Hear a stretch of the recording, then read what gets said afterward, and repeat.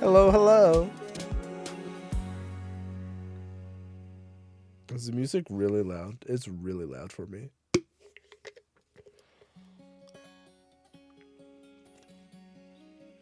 I was gonna say I ask as the music ends. Okay. Guys, happy Pride.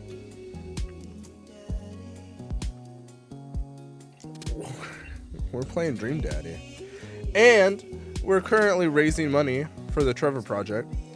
Our current goal right now is $100, and we're at 0. But that's okay.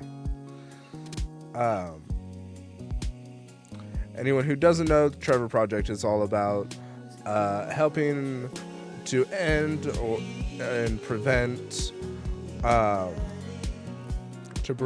ultimately end suicide amongst LGBT youth. So, in honor of Pride, we're going to raise money for them. Dad tip number 68, sleep is important. Make sure you're getting enough. Dad tip number 15, you always have time for a beer with your buds. Go away. Go away. I have played a little bit of this. I'm not going in completely blind, I guess. I don't like saying that. But until my brain works.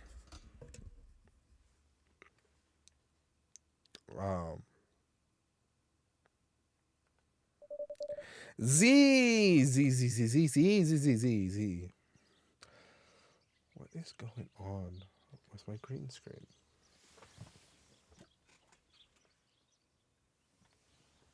I don't understand. Dad. Z. Dad, wake up. What's going on?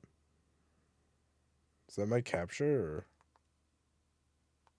That's a big delay. Wait, let me kill capture real quick. Let me just restart my Elgato.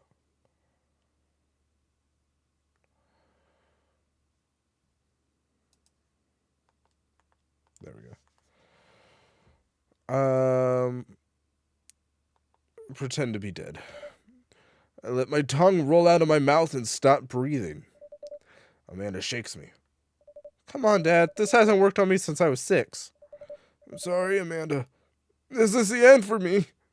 Dad, I swear to God. Amanda, I bequeath to you all of my earthly possessions.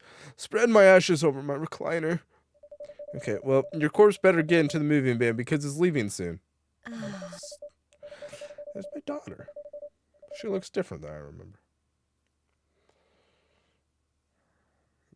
I finally open my eyes and sit up, right in the middle of the living room, spooning a moving box. Why is it flashing like that? Wait. Could be my dog. I remember we were having some problems with Breath of the Wild. Wait, let me try something real quick. Face cam. I forgot to do this.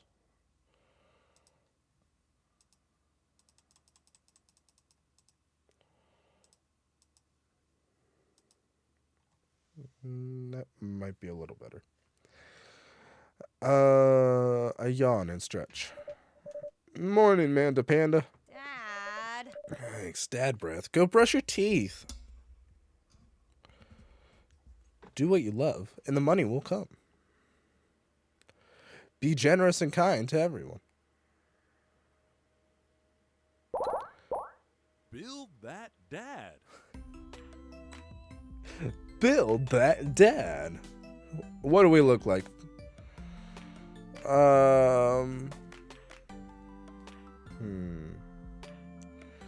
I like how the difference between the two like things is crop top or not. Oh. No, it's a binder.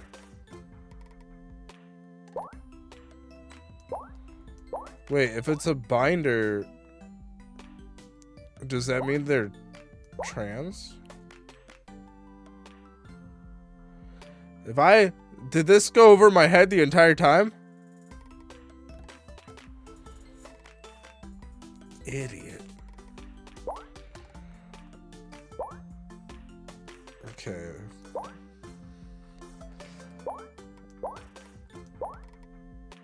Thick. Let's go. I'm not at all athletic, but that's way too skinny, and I'm not quite there yet. So we'll go with athletic. And then I'm not that dark. I'm kind of around there.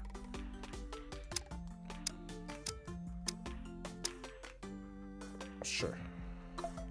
What kind of head do we got? Shadow? No. I got a pretty round head. Oh, that one's straight up called Roundhead. Okay, well, it's fate then. Aaron hair. Danny hair.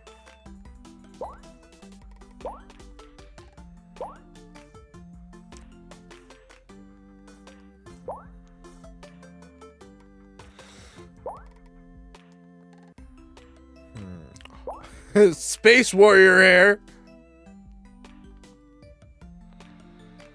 I love it. Quiff. I don't like that word. What kind of hair do I got? My hair's not that curly. I mean, my name's literally Aaron, not spelled that way, but give myself a flippin' 5 head though.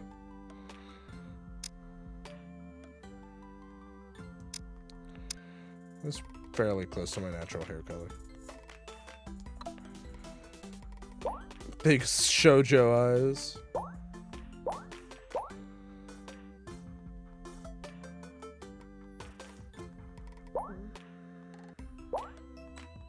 Tintin eyes.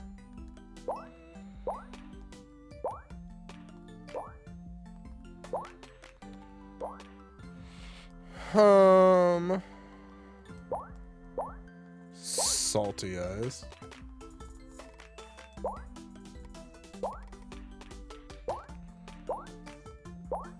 Why are these only like semi-normal eyes?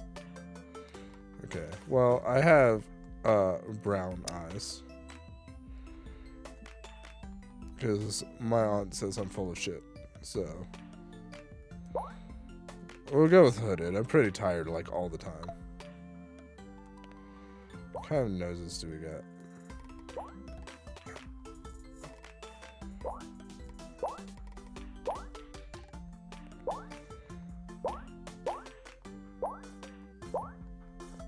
Been told I have a button nose, although I don't think it's that. What does it look like on the?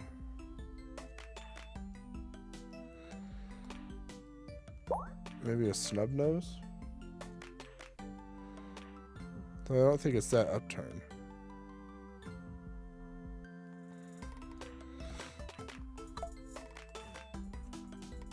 Mouth.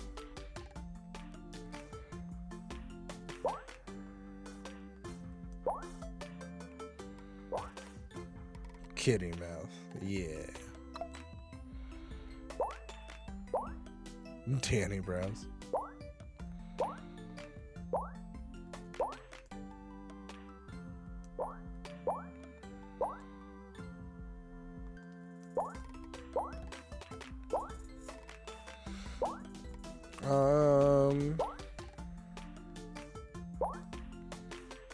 What do my eyebrows look like?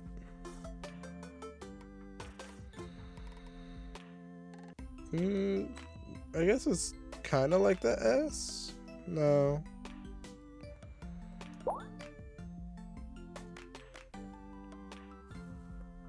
I don't think my hair's long enough to have Aaron hair. Not anymore.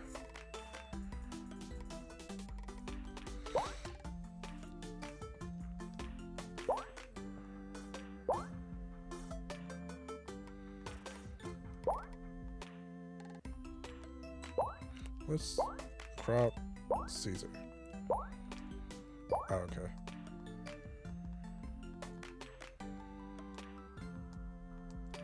This is going to be the entire game.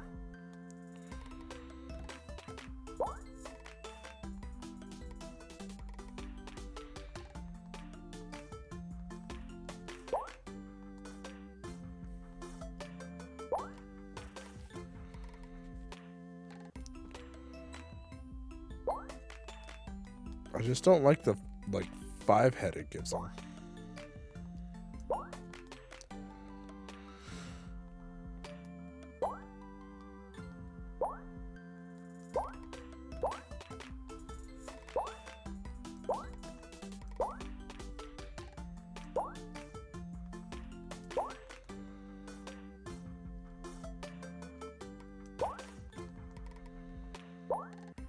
Okay, well, whatever. Facial hair, none really. No, well, I mean, I guess on stream I wear glasses. That's pretty much what I'm wearing. Piercings. Ears are pierced. They don't have purple though. I guess I'll go with black.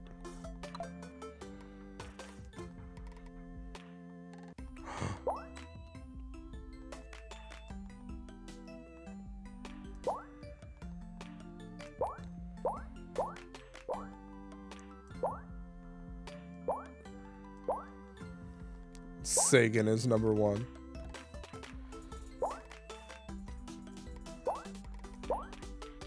Badass tea.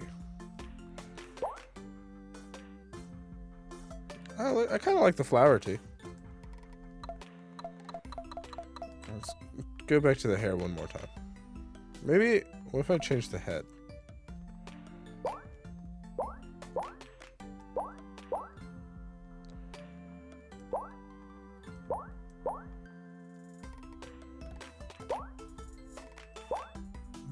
That might look a little bit better.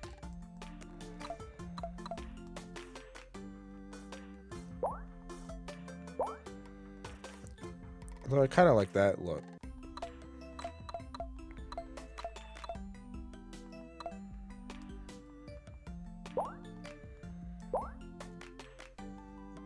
What's closer to what I'm wearing now? These or these?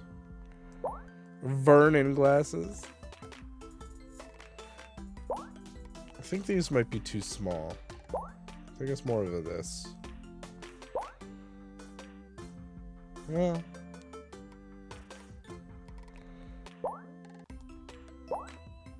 Actually, let's go with this. Looking good, Daddy. Name that dad. No, my name's not first name. Idiot.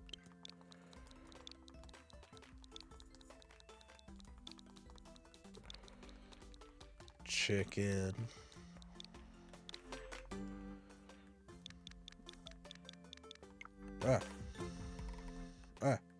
No. My name's not Chic. Noodles.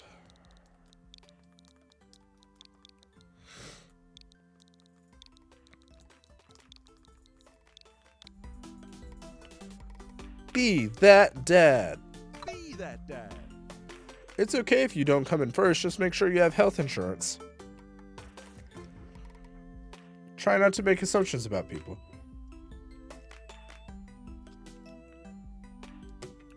Huh. Did you fall asleep packing? I got most of it done, I think. Searching around the room, it looks like I did a pretty good job. Every box is sealed, except for one. Wait, straggler. What's in it? Looking into the box, I see a bunch of old photos and little photo albums. Whoa, I haven't seen these in years. I pull out one of the dusty albums from the top of the pile and we begin looking through it. That's the coolest baby I've ever seen. Oh, we can make him either straight or bi.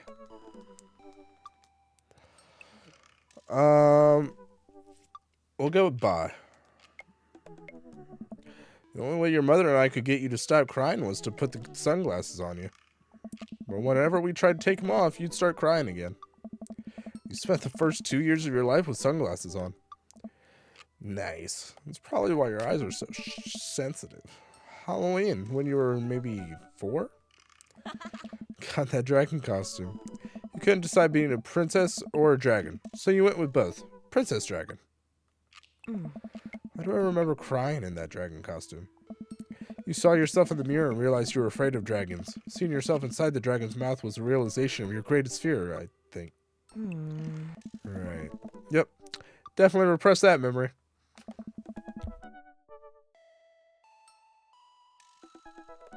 Sorry, allergies. And this was you and your horse face. Dad. I believe you named that plush horse Sir Horsington the Brave. I don't think that was his... Amanda lunges for the photo, but I quickly snatch it away and hold it above her head with my superior dad arms. Nice try, but this is important blackmail for later down the road. Go ahead and try me. I've seen pictures of you and your ska band. Ouch, kid. This Communist Manifesto had a chance back in the day.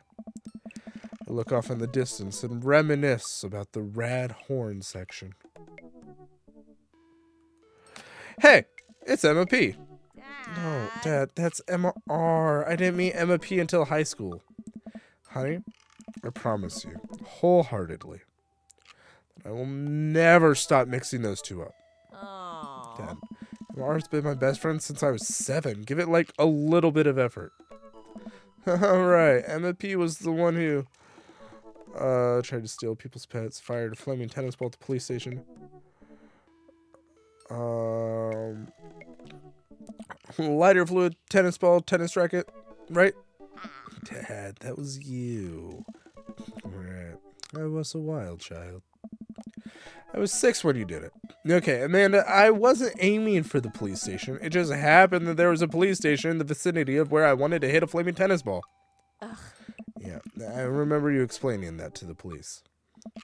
They didn't believe me either. Anyway, I gotta show this to MRR later. She'll get a kick out of it. The first photography award you ever won. Yeah, and it got us a $20 gift card to McFridays. And then you got food poisoning from the cheesy tostada blast. I think you mean food poisoning, you know, with a Z. Dad. Still can't drive past McFridays without gagging. Still proud of you, though. Amanda reaches deep down in the box and pulls out one last photo. Neither of us say a word. We stare at that photo for a long time. I finally decide to break the silence. It's kind of a funny story. We got into a car accident right there in the hospital parking lot. It wasn't anything big, just a fender bender. Of course, I was freaking out, and the little old lady who crashed into us was freaking out, and I didn't know what to do. But your mother... Oh, man.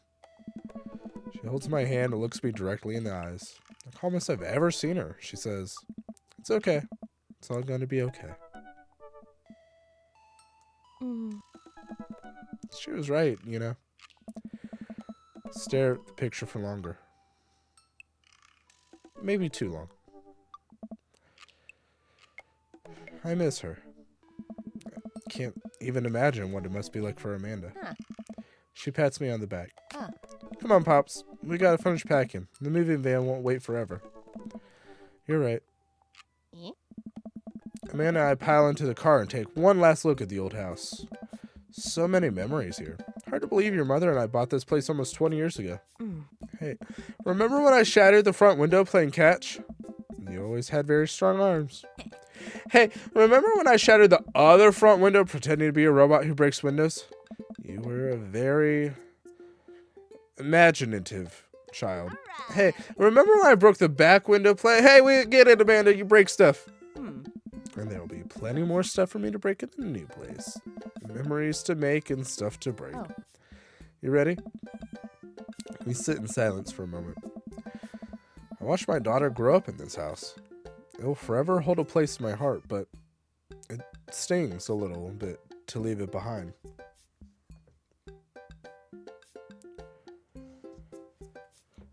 I'm ready. The moving van begins to pull away, and I get the car into position to follow it. I watch our old house, disappear in the rearview mirror. So what? So sell me on our cool new pad. I clear my throat and do my best cheesy announcer voice. Nestled in beautiful, scenic downtown Maple Bay, our new house features... not only are there bedrooms for your sleeping pleasure, but couches and floor space where you can, yes, catch a wink. Yeah. What a deal. I mean, if sleep weren't for the weak, you sleep more than anyone I know. Mm? I admit my faults, Pops. I keep it real. Anyway, it's also smaller than our last house. Cozier, one might argue. Good spin. I think it's great. Won't we be closer to a lot of cool stuff that we can walk to, so I don't even have to waste gas?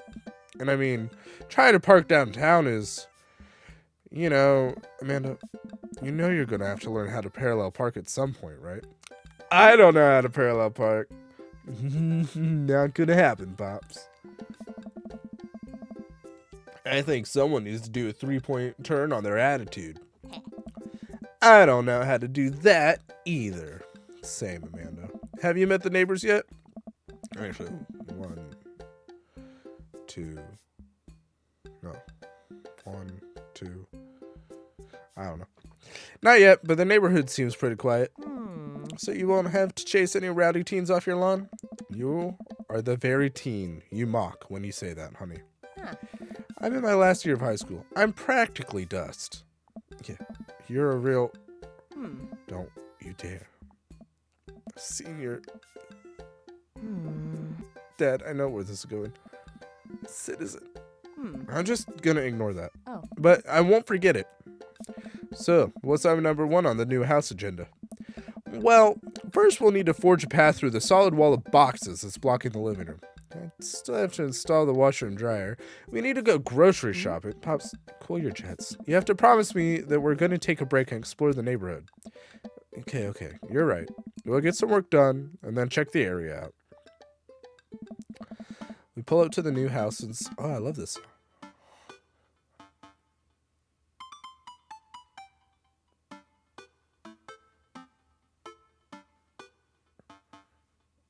The lawn is freshly mowed, and the... I love this music. The for sale sign is still in the yard. Hey-ya! And with a swift kick from Amanda, the for sale sign is no more. Nice form, Sweet Pea. I got a problem with authority. I'm so proud. And all that karate chopping tucking me out, I could really go for a sandwich. An ice cream sandwich. Sweetie, it's 10 a.m.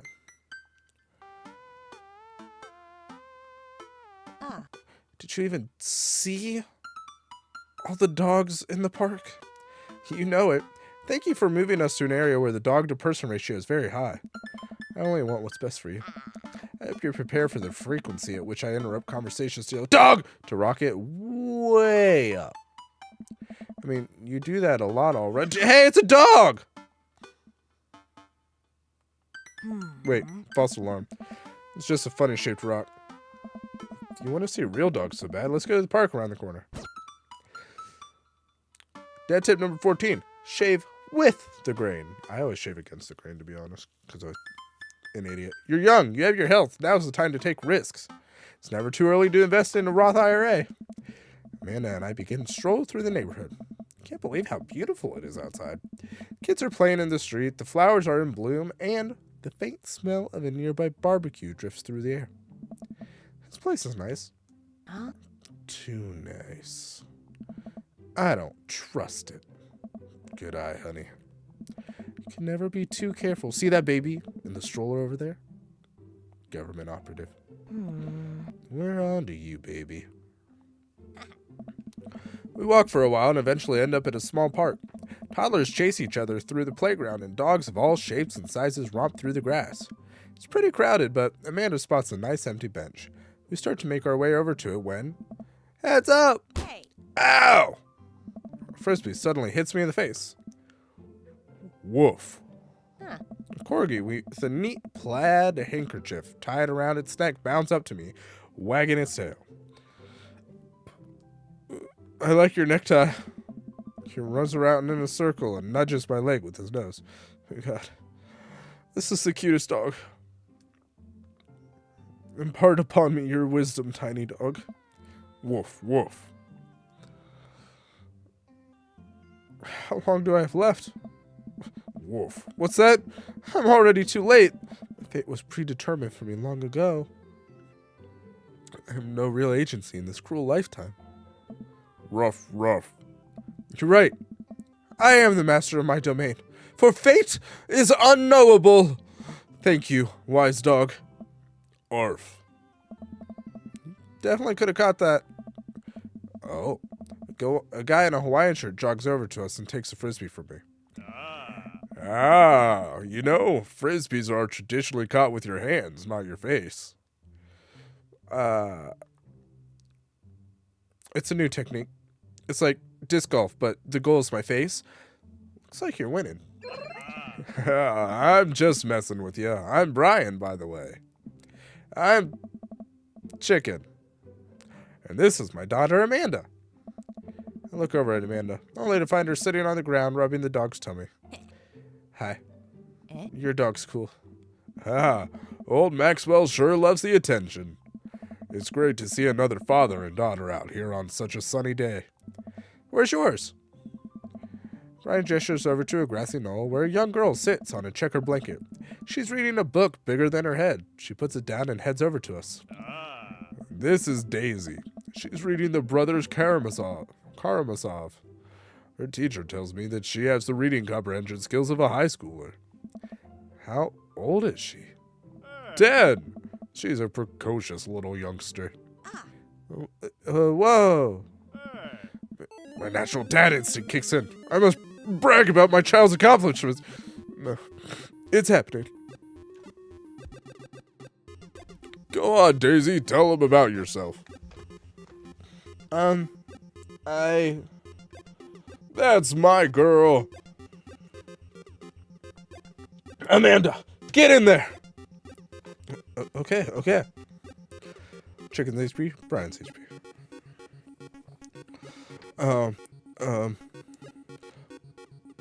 Amanda here just recently won a local photography award. Wow, congratulations. Brian loses 10 HP. Daisy actually just won a statewide poetry contest. Oh no. Last week, unprompted, Amanda helped an old woman with her grocery bags. It's extra powerful. Brian loses 20 HP. Daisy just started a weekly chess club at her elementary school computer lab. She's the president too, of course. Dang, my high school club doesn't even have a chess club. Or a computer lab. You lose 10 HP.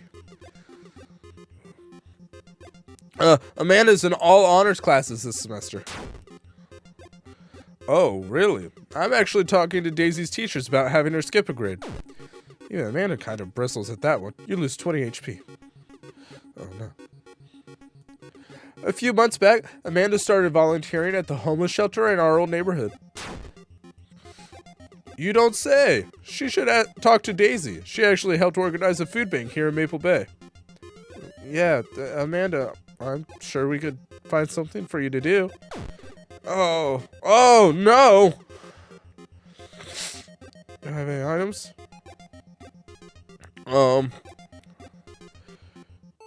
Grade card. You pull a wrinkled copy of Amanda's last grade card out of your back pocket. Dad. Awesome grades. Brian loses 25 HP. You really carry that around everywhere? Ouch. Maybe it is kind of weird. You lose 5 HP.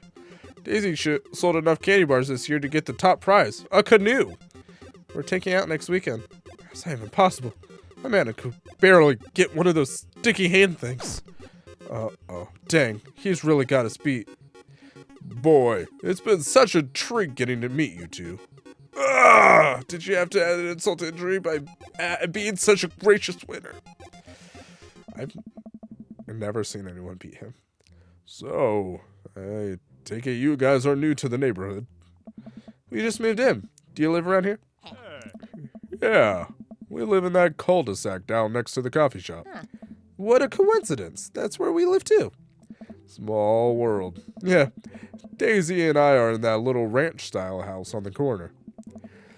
I know that house. It's just like ours, but slightly bigger and better landscaped. Does this guy have to outdo me at everything? Oh no, we've met our Dinkelberg. What a lovely place. Well, I don't want to take up any more of your time. Really nice meeting you guys. You'll have to stop by at some point. Yeah, definitely. Bye. Brian and Daisy walk further into the park with Maxwell happily trotting along in tow. You get the feeling that he was trying to one-up us. Trying and succeeding. I can't believe that kid's only 10. What was I even doing at her age? I believe you had a bit of a thing for horses. Shame that didn't pan out. Could have majored in comparative horse studies. It's not too late to minor in horse creative writing. Too close to the truth, Dad. Let's never again speak of the fantastic adventures of Sir Horsington the Brave, an epic in 7 parts by Amanda Noodles. We laugh off the horse epic and walk around the park a bit more, enjoying the day.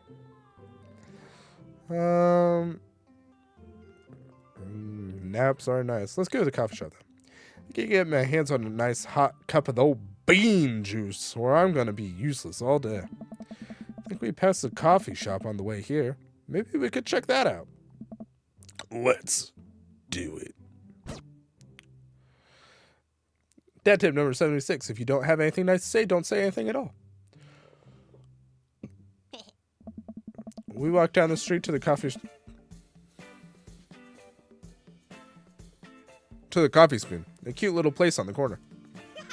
Man, this is such convenient walking distance from our place. I mean, I guess. What's wrong?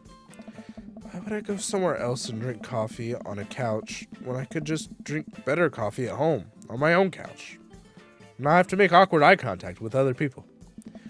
At least when I'm home, some random guy isn't going to come up and sit on the recliner next to me, and I won't feel like a little weird about it because technically he's not sitting at my table, but he is very much within my personal zone. Dad? And what's the etiquette when you have a dirty mug? Is there a bin? Do you go set it up on the counter because you don't know where else to put it? Or do you leave it there and feel your face flush hot with shame as you consider the possibility that there's in fact a bin somewhere just out of sight and now you're that jerk who left their mug? Dad, are you just afraid to meet new people? Yes, Amanda! We walk inside. Inside of the coffee shop is incredibly warm and inviting. Vinyl records line the wall and patrons lounge around on well-worn-in couches. Some cool tunes spin on a record player next to a little stage. Welcome to the Coffee Spoon, guys. How's it going? What's with the name? Hey. Oh, it's kind of dumb. It gets mentioned in this poem I like, and I thought it was a good idea at the time. I suppose now it's still a good idea because, like, the business is still running. But people ask me that question all the time, and I give them this same answer every time, and now I'm standing here rambling, and I'm sure we're all getting more and more uncomfortable, and the more I keep talking, but man, we're in it now, and I can't stop. So, what'll it be? Scan the chalkboard menu and I'm immediately overwhelmed. I'll have a...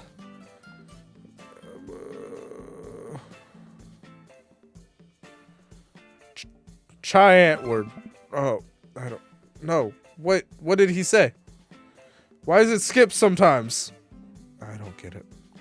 Oh, it's a pun. Giant word and it's a Seth. Yeah, that's why I picked giant. Well, actually, I don't like Diet Word, to be totally honest. But it was the only pun I recognized. They're pretty well known for their evocative imagery and hyper stylized music videos. Their music is as catchy as it is disturbing. Maybe they have something that I like. I don't know. Everything I've seen has just been disturbing and weird. Hey, dude. Hey, dude. I'm doing the thing again. Hey. But coming right up. And for you. I'll have a macchiato DeMarco, please. Hey. Coming right up. Do you want that in small, medium, or biggie smalls? Medium. Huh. Wait. Is Biggie Smalls big or small? I should change that, shouldn't I?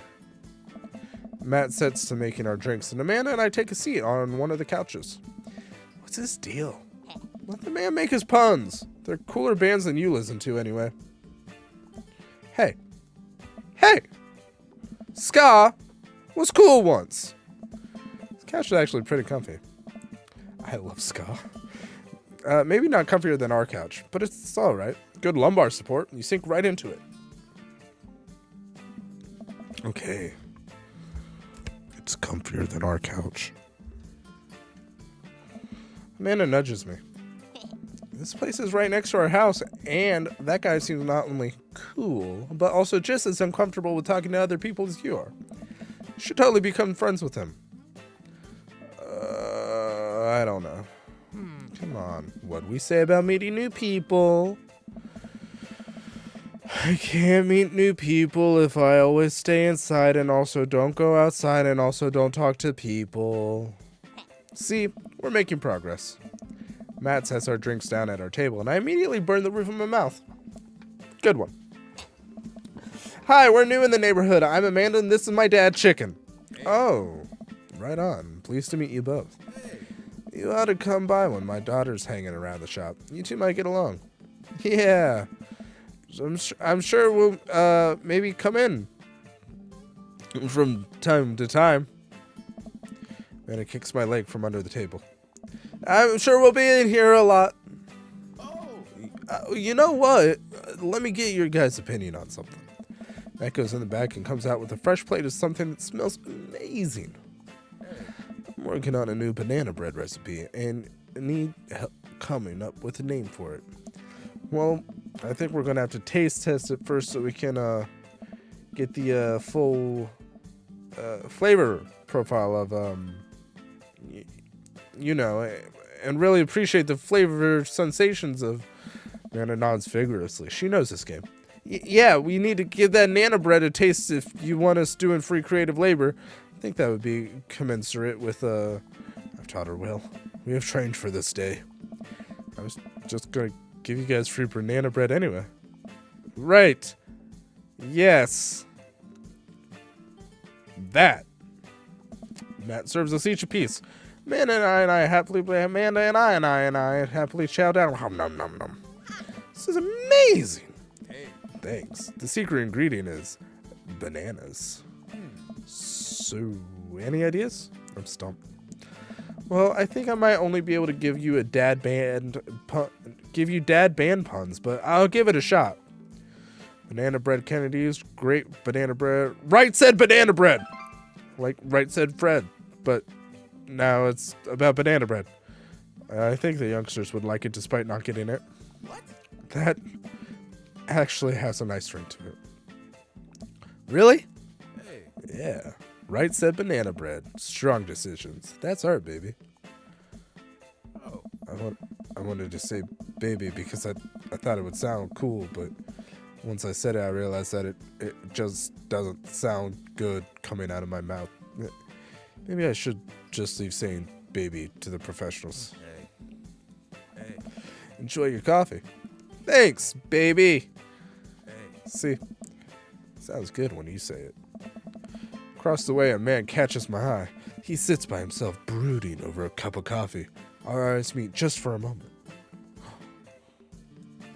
I hastily look away, hoping he didn't catch me staring. Who is that? We finish up our drinks and head out. Hey. Thanks for stopping in. Take care. Okay, now that we're full of caffeine, where to? I need a nap. We just had coffee. Have you ever known me to play by the rules? Your father is a rebel, sweetie. Now, all aboard the train to Sleepy Time Junction. Somebody's taking a train to Sleepy Time Junction. Somebody is so tired, can barely function. Please don't pirate games. All aboard, cries the engineer. Sleepy Time Junction is so near. As we're walking home, I hear heavy footsteps come up behind us. Chicken, bro, dude. I turn around and am greeted by a familiar face jogging up to us. Craig? Bro. Holy, wow. I haven't seen Craig in forever. It's been too long, dude. Yeah, wow. You look great. Nice. Yeah, I cleaned up my act. Are you kidding me? He's ripped. Fucking yoked. Amanda, this is my friend Craig. We went to college together. We were roommates for a while, too. And they were roommates. Amanda, dude, you probably don't remember me, but you're so big now. Hello. And hello, cute baby. Oh, thank you. Last time I saw you, I think you were about her size. This is River. Say hi, River. He picks up her tiny wrist and waves her around. River claps happily. Are you babysitting? Nah, dude. River's my kid. Man, it has been a long time. It's like 1 minute we're rolling up to exams with bad hangovers and the next we're both fathers. Where you been, man? I was working out in California and just relocated the business back to Maple Bay. No kidding. Man, and I just moved to this side of town. How's Smashley doing? I mean, Ashley. Ashley is her name. I don't know. She actually still goes by Smashley. And, we got divorced last year. Oh, dude, I'm so sorry. It's old news. We take turns taking care of River and the twins. It's all copacetic. Twins? You have 3 kids? Hey, life's something, bro. Right? Cake Stand Craig is the father of 3. Cake Stand Craig? Oh, yeah. It was my old college nickname. He got it because he did a lot of cake stands. It's that thing where you do a handstand on a keg and then drink from the keg. Right. He is very good at it. Ah, bro. I hate to be that guy, but I'm in the middle of my daily jog and I really got to keep up my heart rate.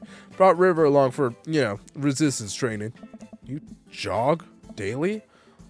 I jog yearly. On January 1st, when I promised myself that I'm going to jog daily for the rest of the year, but give up after like 30 minutes and just walk home. Well, it's never too late to get back into it, dude. You should join me sometime. I don't know. Come on, it'd be fun.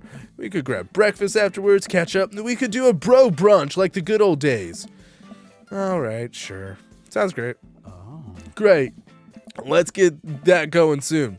I better get moving. Good to see you guys. Craig gives a little wave, puts his earbuds back in, and jogs off. Can't believe. Fluffy! How are you today, Fluffy? Nice one. I love the music in this game.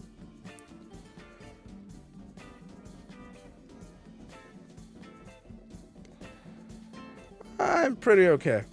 I'm surprisingly not exhausted. Like, I was all day, so I was totally expecting to be exhausted tonight. Especially because this is a chill game, but...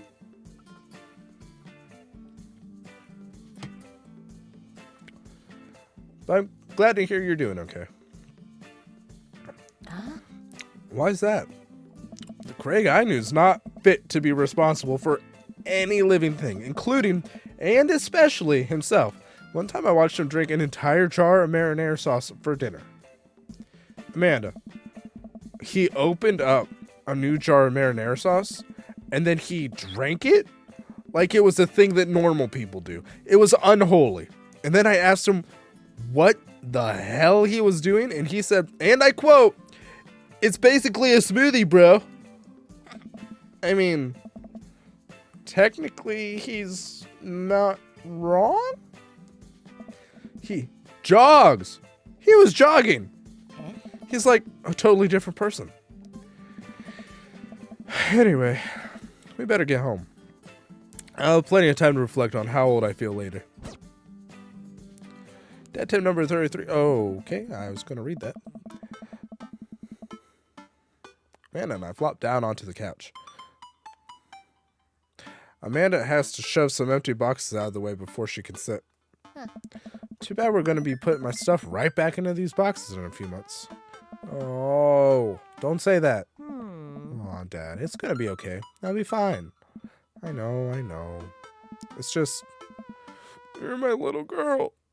It's going to be weird not having you around. I'll come visit, and I'll text you every day, and I'll take lots of pictures. I mean, obviously, I'm a photography major. You promise? Of course. Are you going to be okay on your lonesome? Come on. I'll be fine. I'll get a dog or something. A dog? Forget art school. I'll stay for the dog. Is that what's going to take? Medium-sized dog. Handkerchief around the neck. I get to name it. That's what it'll cost for me to give up on my dreams. I'm a woman of simple wants and needs. Well, a dog is a lot cheaper than college. Amanda laughs. Suddenly, a pile of envelopes slide through the mail slot. Speaking of college, Amanda darts over to the envelopes and shuffles through them. She pulls one out and throws the rest back on the floor. This is from McGowan College of Art and Design. Open it! But I'm scared. It's just an envelope. Yeah, it's just like my entire future. Not a big deal. She takes a deep breath and rips the letter open with her teeth. Wait, I have a letter? Okay. I hold my breath while Amanda's eyes dart back and forth, scanning the letter. What does it say? The admissions committee has reviewed your application, blah, blah, blah. Her face drops. Regret to inform you that we are unable to offer you admission to McGowan College of Art and Design. Amanda throws the letter on the coffee table. Oh, sweetie. It's okay. I kind of saw it coming. I knew I shouldn't have put that experimental stuff in my portfolio. Their admissions officer told me they just want to see portraits or whatever. Pull Amanda in for a big hug. You're an amazing photographer. I know how much work you put into your portfolio. Some other school's gonna want to snatch you up for sure. Yeah, I know. It's fine. Are you actually fine, or are you just saying that? I'm fine, really. Face says the opposite, but I probably shouldn't push her on this. Oh, and before I forget, Emma R and Emma P are sleeping over tonight. So, you need me out of the way because I'm painfully uncool? I would choose more delicate phrasing, but yes. Well, I'll have you know that I conveniently already have plans for tonight, so you'll have the new place to yourself. Yeah? What are your plans? Quick, think of plans. I'm secretly the mayor of this town. Amanda, the town needs me. I need to perform my mayoral duties. I must don my top hat and wear my monocle so that I may preside over my mayor stuff. I think you're thinking of the guy from Monopoly. He was a mayor, right? He was not. Right. Just kidding. I'm actually going to go out and watch the game. Which game? You know, the game. The one that's on tonight. The game on TV. It's somewhere other than here. Okay, cool. While you do that, I'm going to do drugs and commit some light arson with the Emmas. I'm concerned you're hanging with the wrong crowd. Amanda shrugs. I've expected you guys to be up to white-collar crime by this point. Maybe money laundering at the least. I'm a street rat, Pops. You're kidding about doing drugs and crime, right? Yes, Dad. Just making sure. Give her a pat on the head. Pat, pat. Oh, I forgot my chicken! Goopy got me a chicken for our anniversary. It says noodle on it. It's from Bob Evans. Have fun with your sports. Are you being sarcastic? No. Making fun of sports is played out. All right, then. I do some light cleaning around the house and decide to clear out right before Amanda's friends arrive. Before I leave, Amanda stops me. Hey, don't forget that you have that meeting with my English teacher tomorrow. All right, Mr. Vega. Yep, totally remembered. I'll be there. I hope they have a fun night. I'm glad Amanda has such sweet friends, even if I can never remember their names. Just as I'm heading toward my room, the doorbell rings. If the police are driving behind you, don't give them probable cause to pull you over. Solid tip. Who could possibly need anything from me right now? Do they know what time it is? I was just about to head out for the game. I walk over to the door and open it. Hello? A handsome, clean-cut man stands at my door, brandishing a plate of cookies. Hello? Hi, I know it's kind of late, but I baked way too many cookies, and I just can't have these in the house or I'll eat them all. Nice. Nice. Oh, where are my manners? My name is Joseph. I'm your next-door neighbor. Oh, yes. Hi. I'm Chicken. That's what my name is. Oh. I saw the moving van and thought I'd do the neighborly thing and bring you some. My daughter Christy wanted me to let you know she baked them herself. Joseph leans in and whispers, Oh. but between you and me, she just sprinkled in the chocolate chips. We both share a laugh. Ha! Ha! Kids! Right? Amanda pokes her head out of her room and immediately hones in on the cookies. Wow, cookies, huh? So nice to meet you. Joseph hands her the plate of cookies with a smile. Well, thanks for the cookies. Amanda.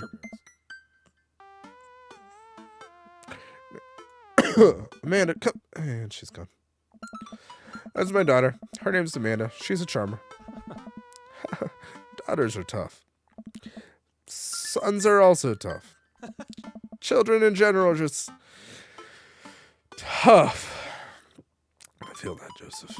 I hear that. I mean, there have to be something wrong with you to try to raise more than two. I have 4 kids. What have you done? Oh! I meant... Oh. Don't worry. You didn't mean to be rude. Oh, no. It's the first neighbor I met in my social life is already in a tailspin. I wonder if it's too late to move again. Yeah, okay. Yeah. Is Mrs. around? Nope, not anymore. She died.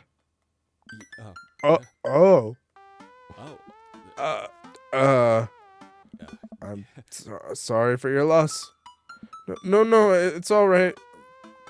Wow, this is uncomfortable. We stand there quietly for a moment, acutely aware of how awkward we both made things. Oh. I'm sorry. Can you close the door real quick? I look at Joseph quizzically, but comply. For a second, I hear a knock on the door. Opening it, I see Joseph standing there with a huge smile. Hey, I'm your new neighbor, Joseph. I promise to not talk about your dead spouse this time. I'm throwing a barbecue for the cul-de-sac, and I'd love for you to come by and meet the rest of the neighbors in our community. What do you say, pal? That sounds great. My daughter and Amanda and I would love to stop by. Also, 4 kids is a perfectly normal amount of children to have. We shake hands to seal the deal. Oh. Well, neighbor, I'll let you get to bed. See you at 3 p.m. on Saturday. Sure thing, neighbor. Joseph starts walking away, but stops to think for a second and turns around. Yeah. Hey, in all seriousness, raising a kid on your own can't be easy. If you ever need to talk about stuff, I'm the youth minister at a church down the street. Oh, I don't know. I wouldn't really consider myself a youth. Yeah. You look pretty young to me, but suit yourself. With that, Joseph's gone. He's sure nice. Amanda walks back in the living room, crumbs on her face and cookie in hand.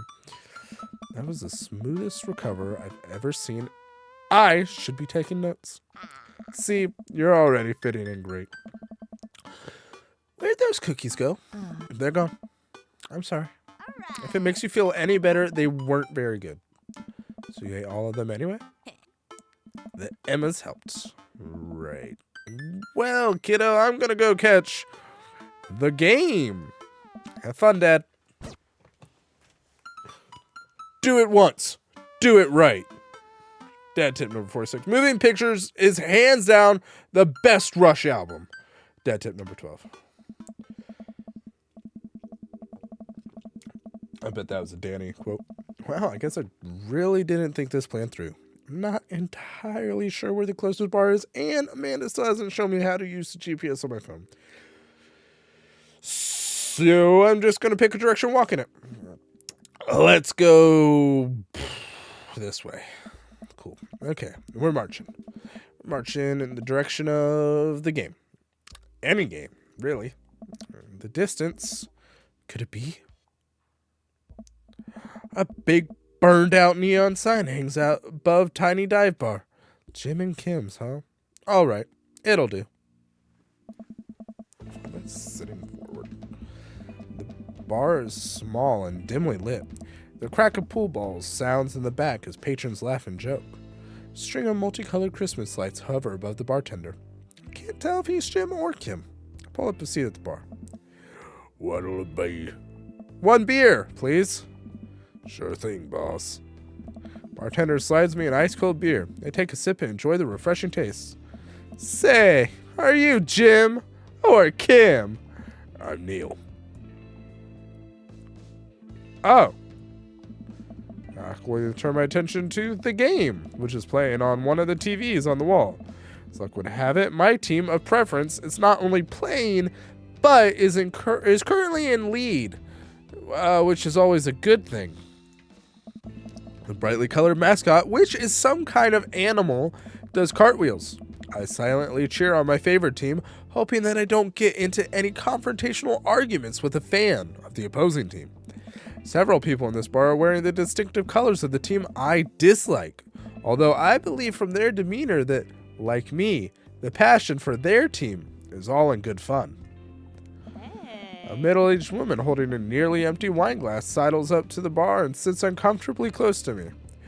Hey, sailor. Oh, hello. Good to see fresh meat in here. I'm Mary. Come here often. Oh, no. I actually just moved to this part of town today. Check in, by the way. Are you watching the game? Yeah, my preferred team is in the lead. If they keep this up, they'll win the game with ease. Oh, I love that team. And also, I love that game. I love someone who knows their way around balls.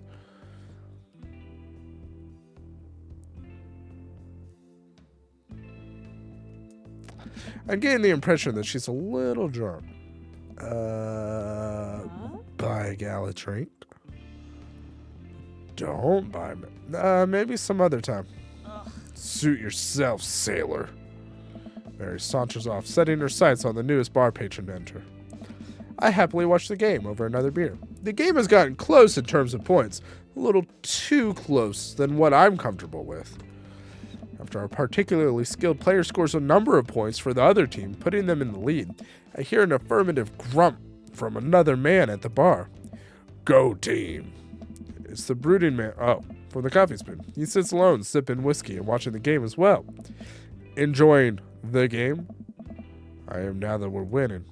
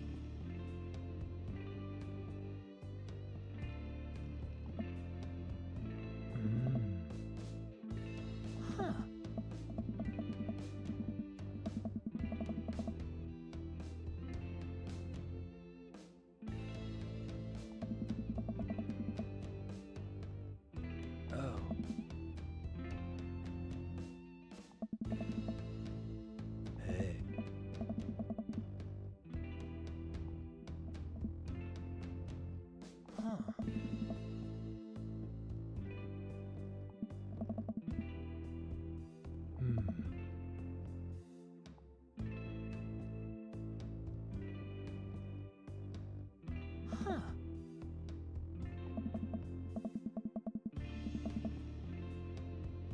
Oh.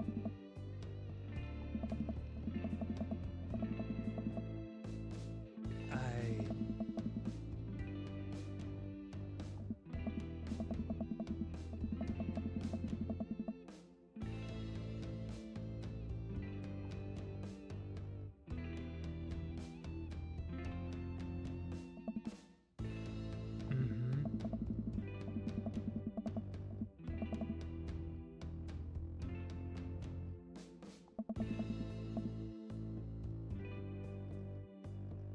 Hey.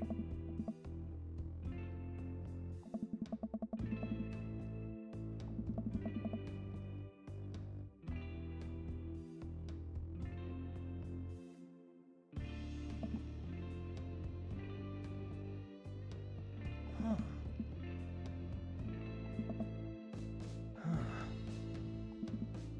Hey.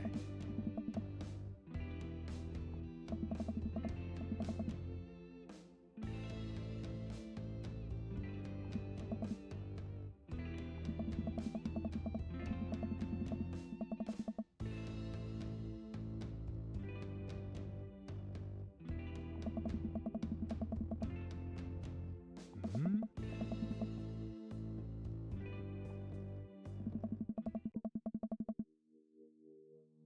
Oh.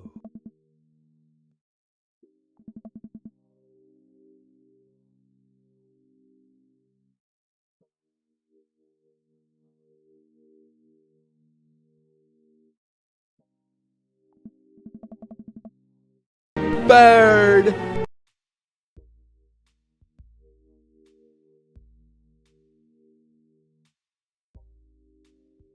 Hey.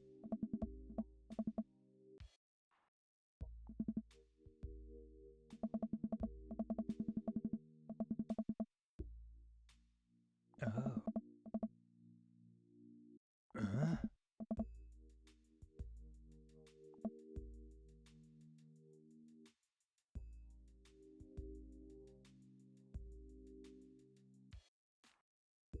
Thank you, Cole. I muted it because I got the sniffles because of my allergies. I don't know how long ago I muted it. So that's real embarrassing. But thank you.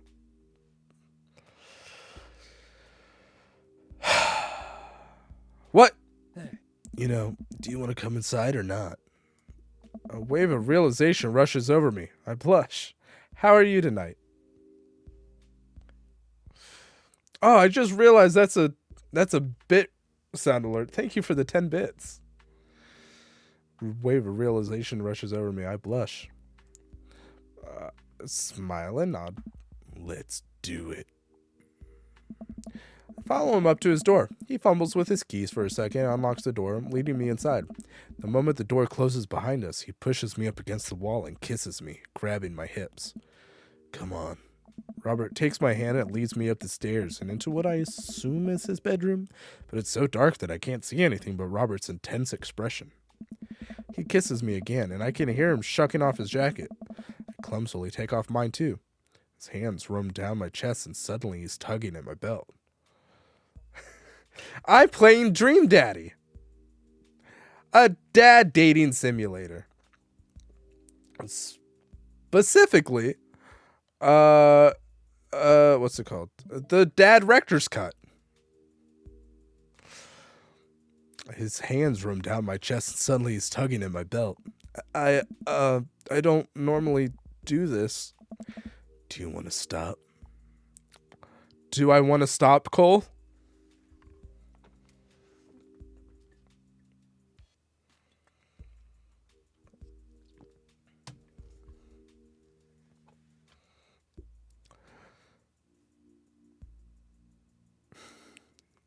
No. Good. Robert continues to unbuckle my belt and guides me to the bed. Let's have some fun. Sunlight streams in between the slats of the blinds. My head is pounding. I really overdid it last night. Wait a minute. This isn't my old house. Or my new house. Oh, right. I look around for Robert, but find myself alone. Hello? There's a clatter from the bathroom and the door opens. Robert's fully dressed and grabs his keys. That was fun. Yeah, it was fun. Oh. You should go. Certainly not what I was expecting. Talk to you later? Mm-hmm. Robert cracks a smile. Sure. Your clothes The are on. quadratic equations are really burning my waffles. I don't think anyone has ever played that. Thank you for the 5 bits. Oh, jeez. I hastily get dressed. And there's a very few amount of people that will know what it's from. I didn't want to skip. Oh, I can't go backwards. Amanda!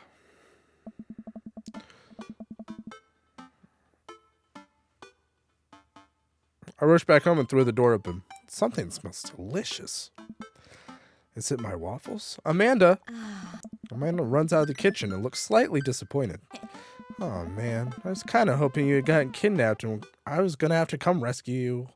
No, I, made a friend at the bar last night and ended up sleeping over at his place. Where are the Emmas? They left a little while ago. Oh, you guys have fun? Yeah, watched some movies, ate snacks, stole a car. You know, usual sleepover stuff.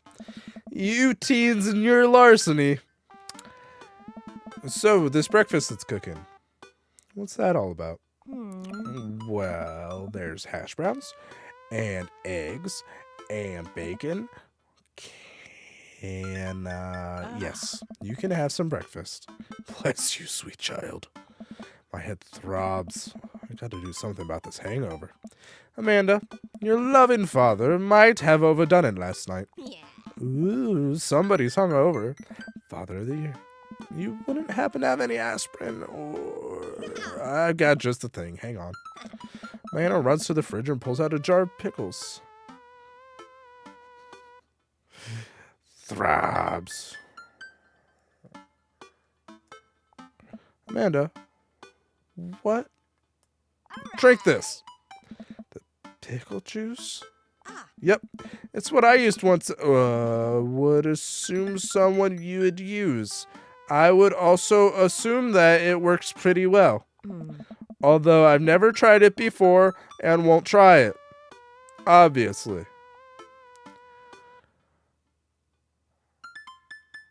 Give her a stern yet resigned side eye. I eye her suspiciously. I eyed the jar of pickles even more suspiciously. This better work. I down a sip of the tart juice. No. More than that. Way more than that. I mean, I assume. Watch it, you. I drank more pickle juice and helped myself to the delicious breakfast that Amanda has graciously allowed me to partake in. After inhaling some hash browns and dunking several pieces of bacon into runny egg yolk, I'm starting to feel a little better. Amanda grabs her backpack and keys. Well, I gotta get to class. Don't forget the meeting with Mr. Vega, okay? He said it was important. I love ya. She has an egg on her jacket. I'll be there. Knock 'em dead, kiddo. Always do. We do our secret handshake and she's off. I get a little work done at home before I glance at my watch and see that it's almost time for the meeting. Hop in the shower, change clothes, and head on my way. Still a little hungover. Minimize eating fried foods, candy, and sweets. Dad tip number 83. I arrive at Amanda's school and check in at the... They give me a bright orange visitor sticker and send me on my way.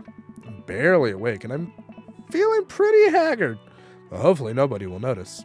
I check my watch and I'm relieved to see that I'm only 2 minutes late. Wait, was it room 103 or 108? I spot a youth standing at his locker and approach him for help. Excuse me, youth. Do you know where Mr. Vega's classroom is? The youth turns around and looks me up and down with heavily lined eyes. Come on, kid. I'm late for a meeting. Mr. Who? Mr. Vega. Oh no. Have you tried the exit? Okay, wise guy, are you gonna help me out or not? Fine. Up those stairs and to the left. Can't miss him. Head up the stairs and walk around, unable to find Mr. Vega's class anywhere. A couple minutes of searching, I head back downstairs. That punk you sent me on a wild goose chase. Get back to where that low-rent Gerard Way is standing, fully ready to give him a piece of my mind, when suddenly a head pops out of the classroom next to his locker. Lucian, don't you have a third period to get to? Oh, fine, Mr. Vega. Oh, wow. Now I'm officially 10 minutes late. I glare at him as he walks away. We're not cool. You must be chicken. This period's almost over. Would you mind waiting in the back? Mr. Vega leads me in and takes a seat in one of the comically small students' desks in the back. I might get stuck in this. All right, where were we? Now, who can tell me about the unreliability of the narrator in J.D. Salinger's Catcher in the Rye? Why is his voice so loud? Yes, Colin. Colin stands up and does the thing where he blows into the crook of his elbow to make a fart noise. The whole class erupts in laughter. All right, everybody. Very funny, Colin. Please sit down. Now, Holden Caulfield is an unreliable narrator in the sense that the bell for the end of the period rings. All the students immediately get up and make a break for the door. Remember to do the reading and answer the response questions on page 194 in your textbook. Nobody's listening. Or not, I guess. Mr. Vega turns to me and sighs. Middle schoolers, right? Don't you teach high schoolers? Both, budget cuts. Right. Thanks so much for coming in. No problem, Mr. Vega. Please, call me Hugo. I don't normally do these impromptu parent-teacher meetings, but as I'm sure you know, Amanda's a very bright student, and I'm concerned about her recent behavior. What's going on? Amanda has never been the most engaged student, but I know she cares. Recently, though, she's been falling behind. She's not completing assignments and has been doing rather poorly on tests. I normally chalk this up to senioritis, but this is strange. I thought Amanda always shared everything with me. It hadn't even crossed my mind that something might be wrong. I just wanted to ask, is everything okay at home? We just moved? Well... Uh-oh, looks like we're gonna have to do some fighting. What was that?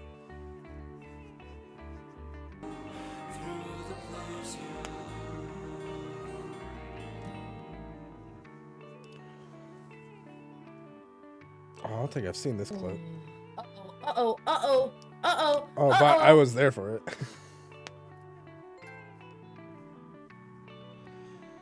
Crystal, how are you? Welcome in. No.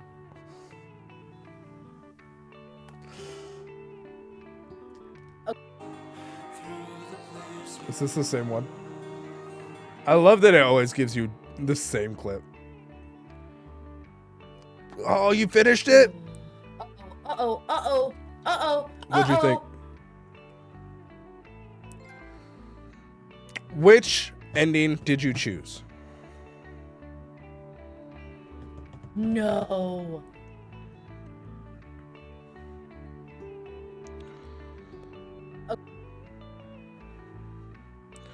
Also, Raiders, we're raising money for the Trevor Project for Pride Month. That's it. I haven't worked on my speech. I'm bad at that part. The less chosen option.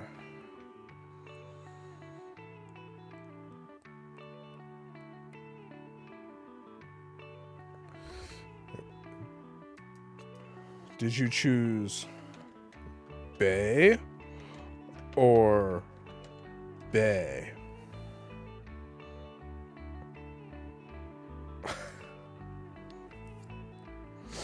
Babe!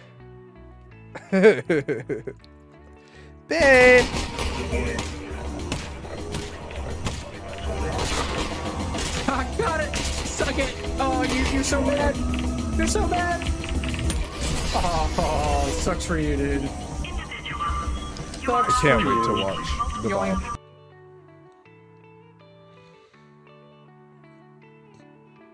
But how is everyone? Welcome in. Thank you so much for the raid. We're playing Dream Daddy. And you missed some spicy interactions with Robert.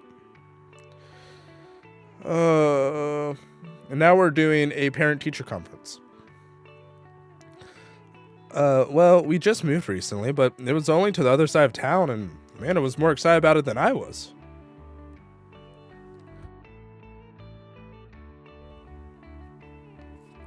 You forgot to copy, so you just went with the Bane raid. Appreciate that. Okay, cool, dude. Yeah, the parent-teacher conference is significantly less spicy. See if you can talk to her about it. I know she values you a great deal and would appreciate your guidance. She keeps heading down this road. I know how important art school is to her, and I would hate to see her miss out on scholarship money that she clearly deserves. I'll make sure to talk to Amanda. Thanks for letting me know, Hugo. Anytime. On my way out, I stopped, thinking for a moment. I turned to Hugo. Hey, Hugo. Yes? Ever catch that rye? Oh. Yes. I leave the classroom and make my way out of the school. I'm still a little bit in shock that Amanda was able to hide this so well from me. She's always been such a force of positivity in my life, especially after we lost our mother. Amanda must be done with classes for the day by now. I'm sure she would. Done with classes? We just finished third period. I'm sure she would appreciate a ride home, and maybe I can talk to her about what's going on. Pull up to the carpool, and Amanda hops in the passenger seat. So, did you have fun gossiping about me? Mr. Vega and I... Yeah. Oh, you haven't seen, oh, no, I've already forgotten his name, but the barista, Matt? I love this game, too.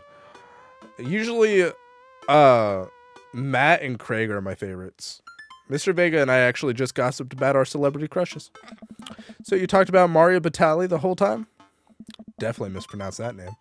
It's a very productive meeting. I'm pretty hungry. Can we grab some dinner? Sure thing. How KFC Dating Sim was a 3-day college program. Was it? The vampire guy? Hell yeah. Let's go to the mall food court. Does that sound good to you? Huh? Yeah, sure. Why the mall? Jeez, can't a dad take his daughter to the mall? Will you buy me things? I will buy you a thing. Singular. I can't remember his name. But I think we meet him at the mall. Sounds like a deal to me. We drive in silence for a short while. Amanda plays a game on her phone. I should say something. You know, sometimes when a kid gets older, they find that they have to keep things hidden from their parents. And that's okay, because sometimes that's what kids do. I am a dad that dates dads. It's a dad dating simulator. And that's okay. But also, sometimes it's good to have the parents' perspective. Because, you know, maybe the parents have also dealt with similar situations. Yeah, some hot dad on dad action. Maybe they're a little cooler than you give them credit for. Anyway, what I'm trying to say is that it's good to share. Love you. Have you been reading my tweets? You have a Twitter? What? Never mind. Look, sweetie, Mr. Vega said you haven't been participating in class and that you're not turning things in. Oh. I'm fine, Pops. Senioritis and all that. I thought you liked Mr. Vega's class. It's fine. He's fine. We pull up to a stoplight and I eye Amanda. She's still texting. I want you to know that you can talk to me about anything. Uh-huh. I can tell that whatever it is, she doesn't want me knowing about it. That's frustrating. I heard MR is going to that fancy art school in California. That's exciting. Yep. Are you bummed that you guys aren't going to the same school? Yep. Amanda keeps texting. She stifles a laugh. What's so funny? I don't think you'd get it. Okay.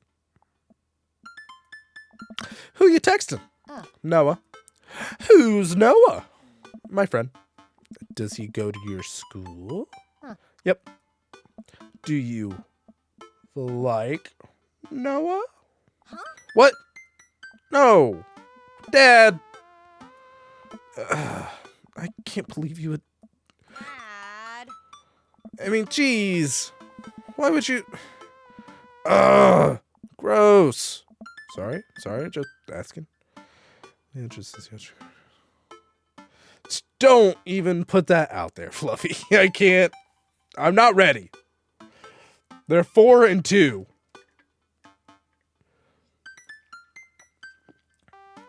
Right now, all I'm focused on is them using the toilet. Dad, he's just my friend.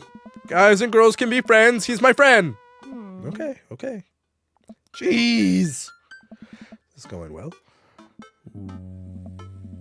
Well. Who's foreign?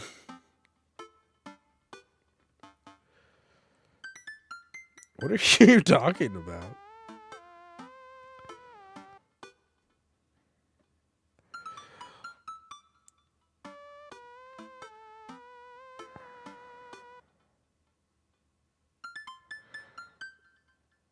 Oh, Jesus.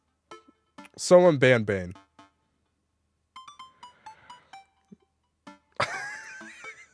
Get him out. Go and take away your mod privileges.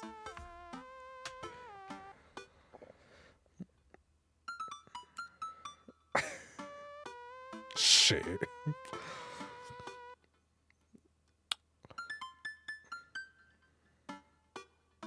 No, I don't think we have that one in here.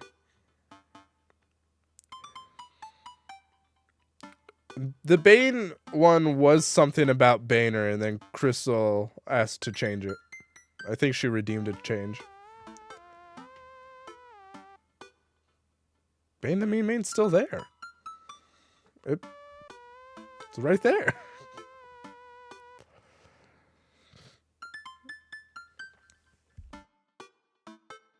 I mean, Cole, if you want to be ashamed in my chat too, we can set that up for you. I don't want you to feel left out. Well, good talk. Love you, kidda. She leans forward and turns up the radio. I guess that conversation's over. To the mall, then. Eat a lot of broccoli. Dad tip number 21. That makes sense. That tracks.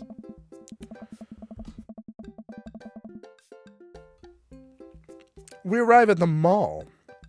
A big indoor shopping center with a couple different floors. It's kind of dead, but that doesn't stop a mall security guard from yelling at the group of loitering teens. Let's eat something disgusting for dinner. Hell yeah. Language, Missy. Heck yeah. Better. We approach the food court and evaluate our options. There's greasy restaurant after greasy restaurant. My heart burns just looking at the menus. Nobody looks happy to be here. What are you in the mood for? Bread dipped in sugar? Bread with cheese on it? Or do you just want me to inject some fat directly into your bloodstream? Extend my hand to her. Would you do me the honor of sharing some nachos? She takes my hand with a grin. It would make me the happiest, cheesiest girl alive. We order a giant pile of chips and unnaturally orange cheese from a very unenthusiastic, impossibly stoned teenager. We take a seat at a rickety table and dig in. These are bad. These are very bad, but also strangely delicious. We have to eat through the pain. We enjoy the fluorescent cheesy goodness together until we're all out of nachos. So, something's been bothering me for a while. Can you explain memes to me? Which memes? All memes. Ugh. Amanda sighs deeply and places her head in her hands. Aw. Dad, it's complicated. See, memes are inside jokes shared by a bunch of people that get less funny the more people do it. So the problem is that by the time a meme gets to you, Dad, all us youths have already done the joke to death. And what's worse than that is that most movies and TV and video games will try to jump in on a meme train, but just based on how long it takes to make them, the meme will be long dead by the time it comes out. So it just dates it and isn't funny. Oh shit, what up? Dad, Aw. please. Anyway, change the subject. Where to now?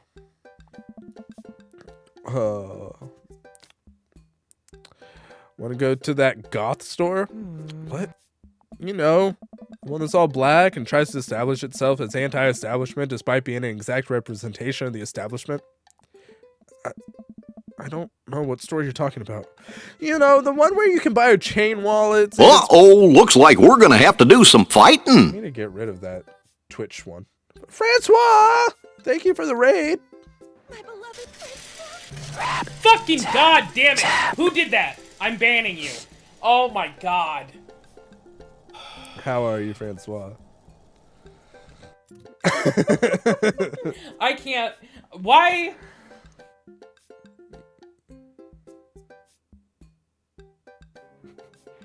Is Fluffy Alright, the one that let's- did the okay. rap tap The tap? drip has had. We're good. We can't possibly take out Dominus Thorax without our drip being I on wonder if point, I can. okay? I won't worry We about cannot it right now. fight Dominus Thorax dripless, okay? That's the rule. If anything else, we can't do that. That's great. Thank you for the raid. Charity. I'm bad at that. I'm sorry. No, you're good. I'm raising money for the Trevor Project. If, you know, never be dripless. Welcome back. We're at the mall now. You know, the one where you can buy chain wallets, and it's basically an assault on what people fought so hard against in the punk and hardcore movements of the 70s and 80s. Dude, gotta be more specific. But how was Warframe?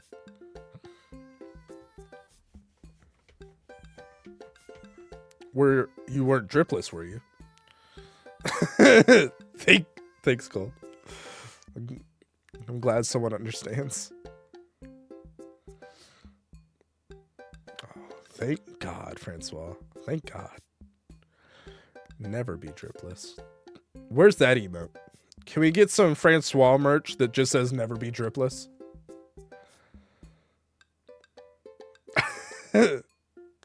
Oh, I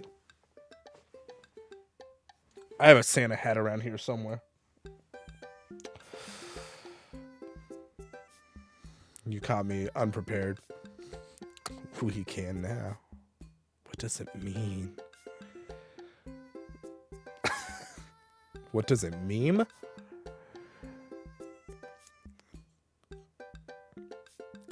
Dude, you gotta be more specific. The one you threw up in that one time. Oh, that one.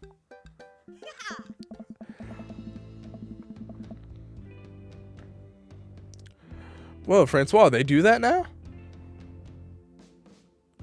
Crystal, you know what it means. Do not be without drip.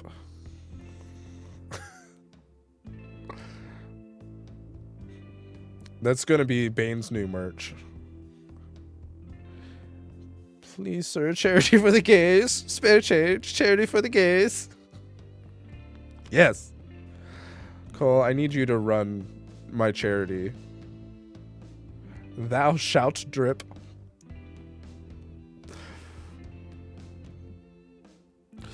Amanda runs into the store with me, trailing behind her. She makes a beeline for the back. There it is. You can still see the outline, kinda. I'm so proud? Speech! Amanda. Speech! Speech! Speech! Speech! All right, I'll do it if you stop chanting. Amanda stops immediately. I clear my throat. Thank you all for joining us here today to commemorate a historic moment that would forever shape history. On a day very much like today, some 5 years ago, our very own Amanda and Noodles had too much blue raspberry slushy on an outing to the mall.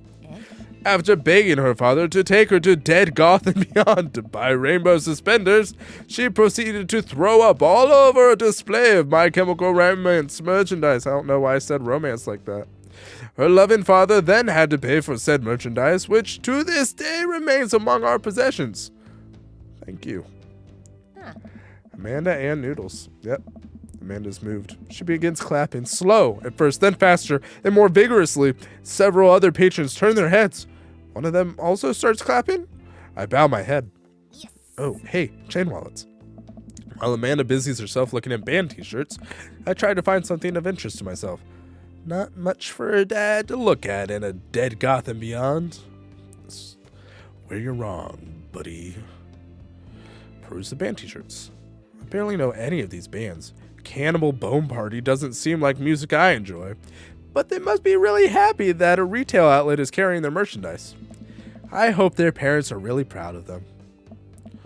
Look, this is very important to me. I overhear a stifled argument over at the cash register. An older gentleman is carrying a garment and showing it to a bored-looking cashier with pink hair. Oh, is that what you spun, Crystal? Which prey are you going to play? I can see that. Don't know what to tell you, dude. I just work here. What? Listen, when I bought this online, the website said this blouse was Victorian inspired. However, when I received it, it clearly held the trademark of Edwardian dressage. Yeah. Actually, it's called Prey. It's a Bible visual novel.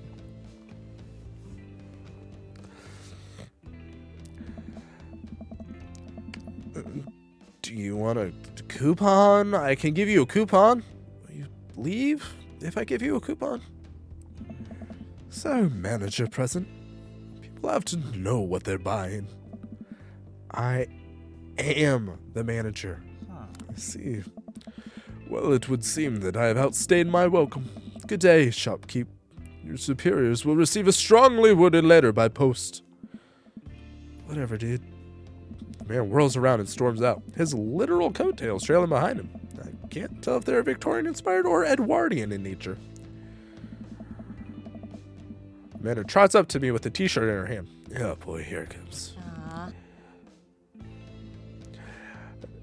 No, it's published by Game Grumps, but it was made by was it Jordy? I don't remember. It was like one of the editors, or 2 or 3 of the editors or something.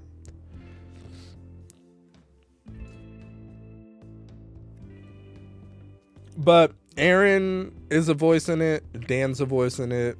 When you build the dads, you can choose Aaron Hair or Dan Hair. You can choose... Oh, Vernon, I think, was one of the main guys that made it. You can choose Vernon glasses.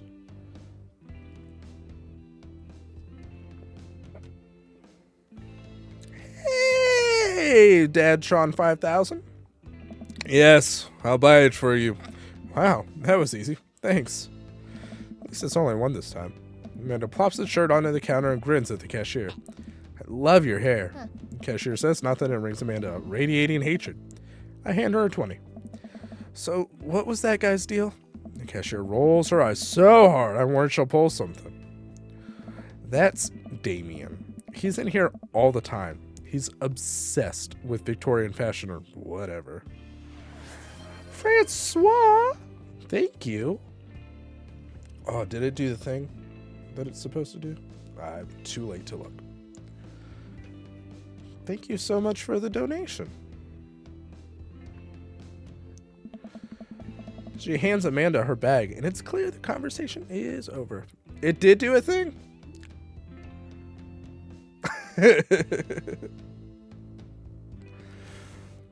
I also removed all my support things, like my Ko-Fi and all that, for Pride Month. They got these cute little gifts that pop up every so often.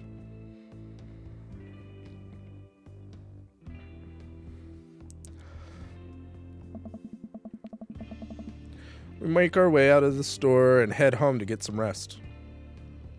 I was making all those little customizations while I was watching your Resident Evil stream. Where are the beans? Fluffy! Beans are right here. I almost spilled all of them on my face. No. And there's two. I just need one. There we go. It's not the one I was hoping for, though.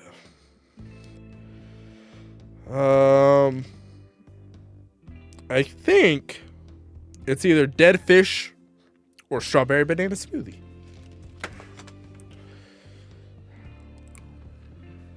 It's dead fish.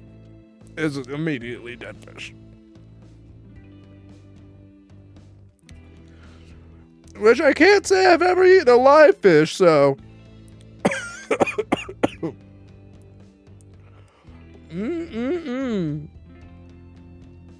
Oh, it's stuck in my teeth.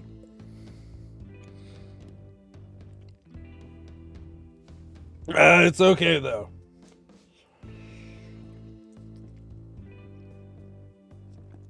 Oh. I'd rather have dead fish than old bandage though.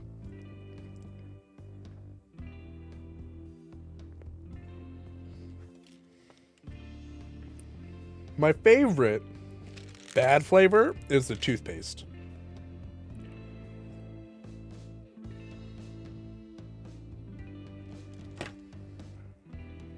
Amanda sat on the couch trying to find something that's stuck in my teeth.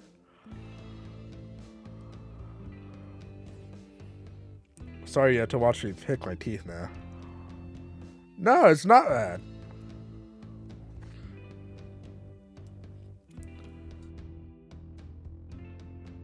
Now I got dead fish burps. Yucky. Amanda and I sat on the couch trying to find something to watch over bowls of ice cream. Oh, cool. Long Haul Paranormal Ice Road Ghost Truckers is on. Your favorite, right? Oh, hell yes. They have to make it over the Canadian tundra before the ice roads melt, but also they're hunting ghosts. Huh. Also, the trucks are haunted. This is an episode I've already seen, but it's one of the best. Callum and Flint Dogbone, the twin brother truck driving and ghost hunting duo, find themselves in the greatest peril yet. Oh no, the ghost done got control of the truck. I can't steer on them there damn ice roads. Let me use this EVP meter to try and communicate with spirits. Flint, we're about to die. I almost got it. If you listen carefully, it sounds like saying you're gonna die. That's because we're about to die. This is art. The episode ends and Amanda excuses herself to go and start arguments on the internet. I stay up a little longer, curious about the exploits of Callum and Flint Dogbone after the disastrous ice road incident. Afterward, I crawl into bed and get a good night's sleep. As one does. Be generous and kind to everyone. Dad tip number 85. You can save bookmarks directly to your desktop. Dad tip number 51. You can. I don't. Just what the toolbar's for, or whatever. Taskbar. ZZ. Morning, sleepyhead. 5 more minutes. You have never, ever let me have 5 more minutes, so get up. Fine. We have cereal for breakfast and spend the morning putting together furniture. Amanda is much better at interpreting the tiny manuals. We're able to put together a few shelves and one desk, but I'm pretty sure it was supposed to be a bookcase. So, you excited for the cookout today? If there's food,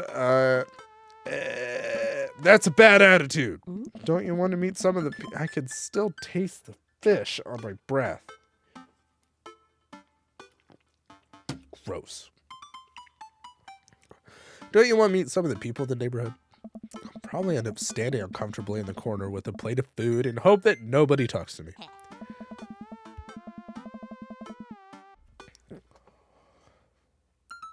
Don't, Francois. Don't do it. Dad, you're a beautiful work in progress. We'll get that butterfly to emerge from the... Oh. Someday I will be a beautiful the social butterfly.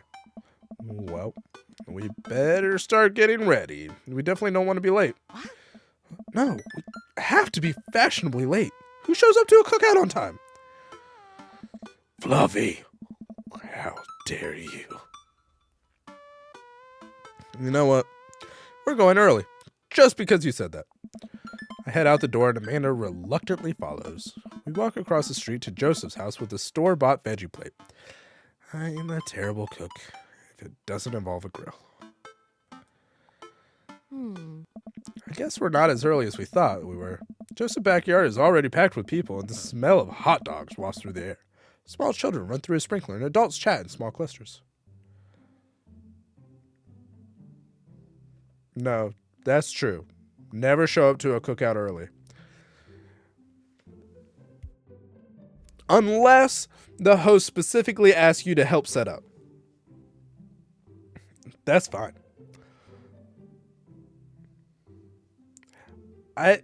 Showing up like that is different.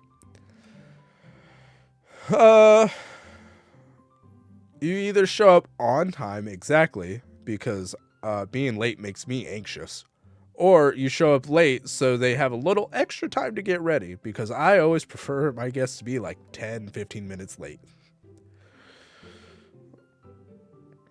But any later than 10 or 15 minutes, and I'm sitting there alone with everything ready and no one's shown up, then I get sad. I set our veggie plate down on a table next to two other veggie plates. Huh. Hey, there's Joseph. Spit. I wait to get his attention. The moment he sees us, he jogs over, arms open wide. Welcome. I'm so glad you two are here. And you brought veggies. Oh. Let me introduce you to my family. Kids, come on over here. This is Chris, my eldest. Hi. This is Christian and Christy. They're twins. What? They stare creepily and say nothing. Then, of course, there's our youngest, Krish. Where's Krish?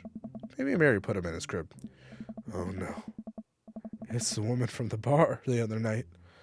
What is she doing here? Why do you hate Joseph? I hate Mary. I think Joseph is stuck in a horribly, emotionally manipulative and abusive relationship, and he's just trying to do his best. There's a mod for the game where there's an alternate. He does have very preppy energy. It's the sweater around the neck, isn't it? And the khakis. And the polo shirt. But there's a mod where there's a secret ending that's a cult ending. Where he's actually the... it's literally everything. He's actually a cult leader, and he sacrifices most of the characters or something like that. It's really fucked up. Oh, and how could I forget my lovely wife, Mary? Joseph pecks her on the cheek. She smiles. Mary, sweetheart, did you put Krish to bed? I'll have to go look for him. What? You'll have to... Joseph takes a moment and regains his composure. Mary, this is our new neighbor, Chicken, and his daughter, Amanda. I'd shake your hand, but I have a glass of wine that I need to tend to. I love her. Nice to, meet you, Mary, for the first time. Charmed. Well, I have to go over there now. Mary leaves. Oh, God, this is so awkward. I wonder if Joseph knows. I wonder if Mary knows that Joseph knows. I wonder if Joseph knows that Mary knows that I know. It takes all my energy not to run away from the barbecue and start fresh in a new city. My wife has a wonderful sense of humor. Please, you two, enjoy the barbecue. All the guys are real excited to meet you. All the guys I've already met. Amanda and I mill around and try some of the food spread out on the table. I picked at some deviled eggs. Amanda grabs a small paper plate and immediately begins piling it with baked goods. Fucking get her, Francois. I don't want to have to make friends. Come on, Dad. Who are you going to party with when I go off to school? But I don't want to have to do pleasantries. Dad. They're going to talk about weather. Go, do it. Make a friend. But how could I possibly abandon my only child at a social function? That's bad parenting. This plate of cookies is my new dad. Bye. Amanda shoves me into the center of the yard. Well, here goes nothing. I look around the party and I'm surprised to see some familiar faces. Isn't that the barista from the Coffee Spoon? Oh, dang, Robert's here? Didn't that guy throw a frisbee at my head? You know, Bane, you're making a lot of good points. Isn't that the guy who was throwing a fit in Dead Gotham Beyond? Isn't that Amanda's teacher? Hey, I know Craig. Robert is kind of bad. Wait a sec. All these people live in our college. That can't be right. I better investigate.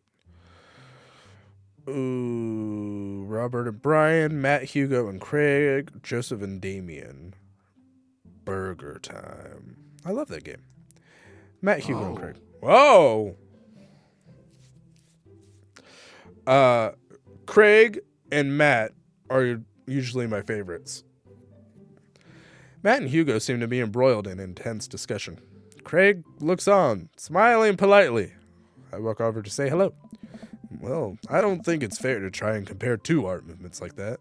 Periods in art only exist because they are a unique byproduct of the social and political climate of a time and place, and to try and take something like, say, the Rococo period and compare it to postmodernism in America, completely disregarding the context in which a work of art is created.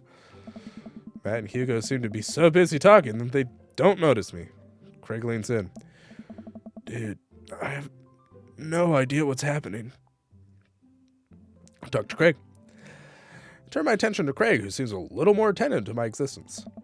How'd resistance training go the other day? Oh. Great. Little River here is a great cheerleader, aren't you, Tiny Bro? Never mind, I hate Hugo. Craig grabs River's arms and waves them around. Oh. You can do it, Dad. I'm so proud of you. I'm sorry for pooping on you. She must be a handful at that age. Nice. Oh, they always are. Bro. But it's so worth it. Craig grabs River's arms again and waves him around. Oh. Also, I'm sorry for throwing up on you, Dad. How you settling in? Almost done. There's still a few odds and ends to take care of before I can really call myself settled. But I think we can upgrade the situation to livable. We did livable throughout the entirety of college. Yeah. My goal was for Amanda to live the sort of life that didn't involve eating spoonfuls of ranch dressing as a palate cleanser between different types of pizza. She still does, though. Hey, she takes after her dad. Chicken, how are you liking the neighborhood? It's pretty nice. Everybody's been super friendly. Seems like your daughter's fitting in just fine. Matt points across the yard to where Amanda, Daisy, and another young girl are playing. They're all sitting cross-legged in the grass, picking weeds and weaving them into little flower crowns. It's pretty adorable. The girl I don't recognize jogs over to us. Hey. The main character is me, Francois. Obviously.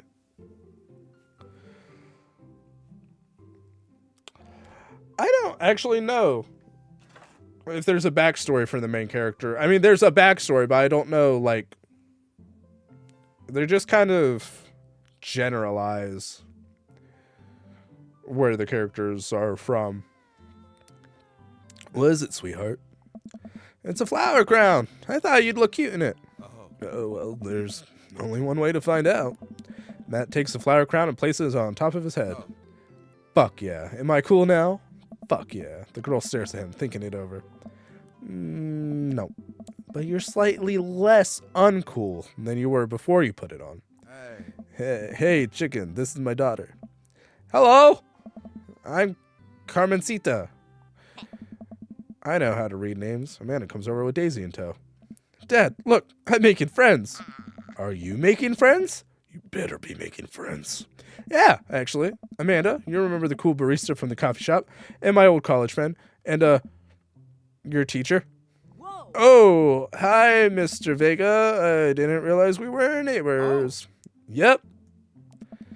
You still gonna give me that overdue term paper? Great seeing you. Amanda finger guns her way out of the conversation like a champ. She learned the finger guns move from me. I'm very proud. Oh. She's definitely a charmer. Speaking of which, where did my son go? Whoa. Hugo looks around. Hugo's voice is so loud compared to the other characters. He must finally spot him because his eyes go wide. Whoa. Ernest Hemingway Vega. Are you smoking? Ernest is holding a lit cigarette. No. I see Ernest across the way. Casually takes a long drag of his cigarette and then flicks into the guitar. Unbelievable. Excuse me. Hugo marches over to Ernest, and I turn my attention to Matt and Craig. How bold to do it in the middle of the cookout. Kids, right? Man, I do not envy Hugo. The last barbecue we had, Ernest tried to shove a sparkler down Joseph's pants. Nearly burned down half the yard. And the barbecue we had before that, he actually burned down half the yard. Flicks into the guitar, yeah. And then it spread onto my lawn and burned down half my yard, too. Hugo's going through some shit. Or, not, well, yes. Ernest is going through some shit. Hugo walks back over to us, practically dragging Ernest behind him. Hey, everyone. Sorry about that. Chicken, this is my son, Ernest. Hello. Ernest looks away, sulking, his hands shoved deep in his pockets. Hugo nudges him impatiently. Hey. Nice to meet you, Ernest. What grade are you in? Doesn't matter. Oh. Oh no. What was this?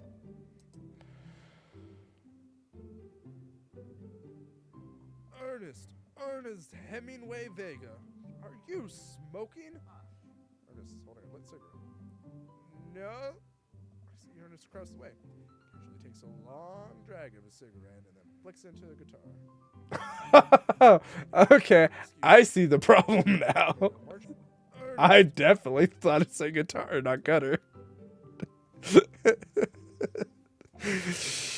I'm literate.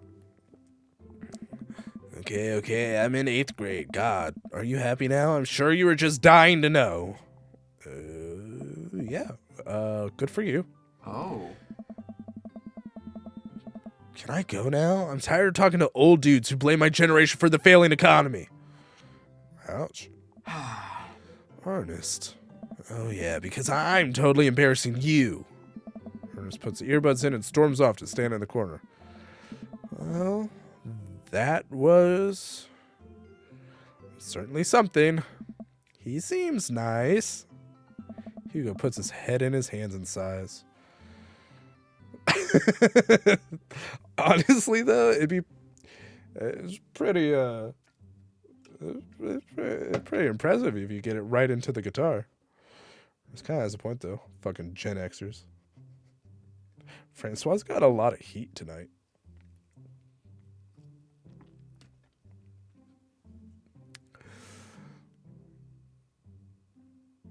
Are we at the point where we're moving on to hating Gen Xers instead of just boomers? I mean, I'm not against it. I just didn't know that it shifted without my knowledge. I didn't know without my knowledge. Hugo puts his head in his hands and sighs. Oh. Yeah, there's the Francois I know. I'm so sorry. He's having a really rough time. Just some Gen Xers. That's fair.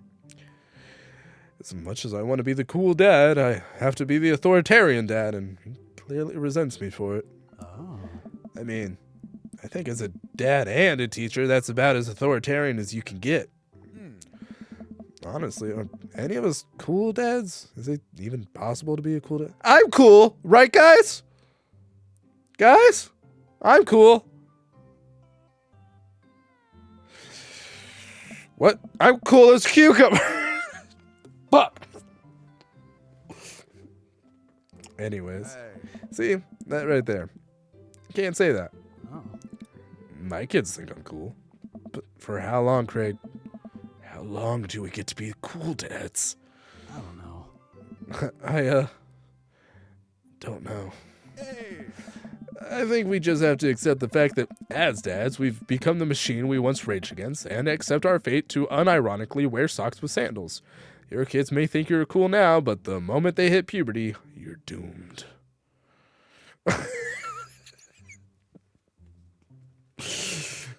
Well, you know, I aim to please. Amanda's 18 and she still thinks I'm cool. Oh. I yell across the yard to my daughter, Amanda, I'm cool, right? Amanda just laughs. She keeps laughing. I see your point. Yeah, Francois. Whoa, Francois. I didn't know you do party tricks. As much as we all want it, I don't think it's as important to be a cool dad as it is to be a good dad.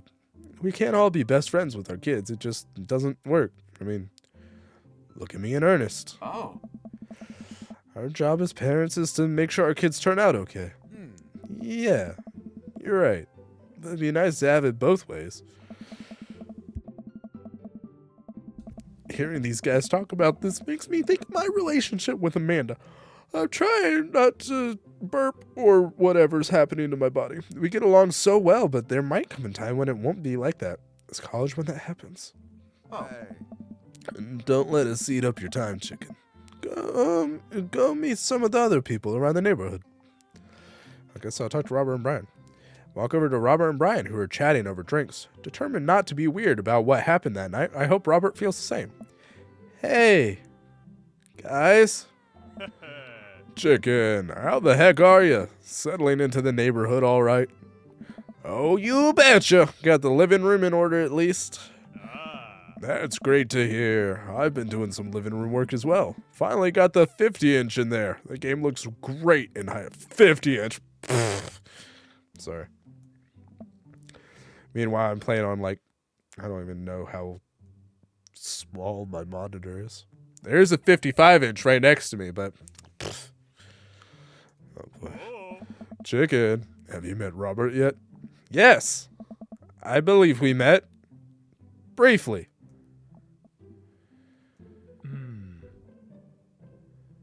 50-inch, what a nerd. Hey.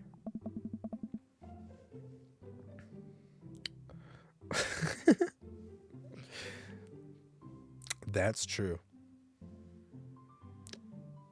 I agree so much with the with I was going to say the last three, but the last four chats. Robert takes a long sip of whiskey. Hey. Robert robotically extends a hand. I shake it as he stares unblinkingly into my eyes. God, what does it mean? How's it going? Oh. It's good. What? The fuck did you just say to me, Fluffy?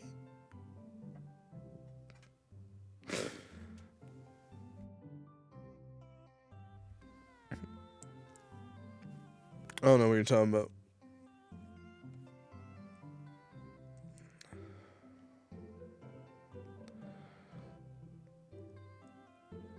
That's true.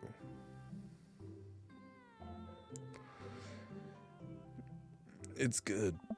Robert focuses on the whiskey he's holding. He takes a long sip. Great.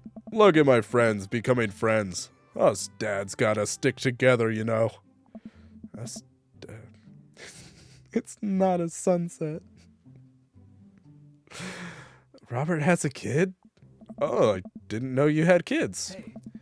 Hey. Robert continues to stare at me. Jesus, does this guy ever blink? Oh, look, he blinked. Yep.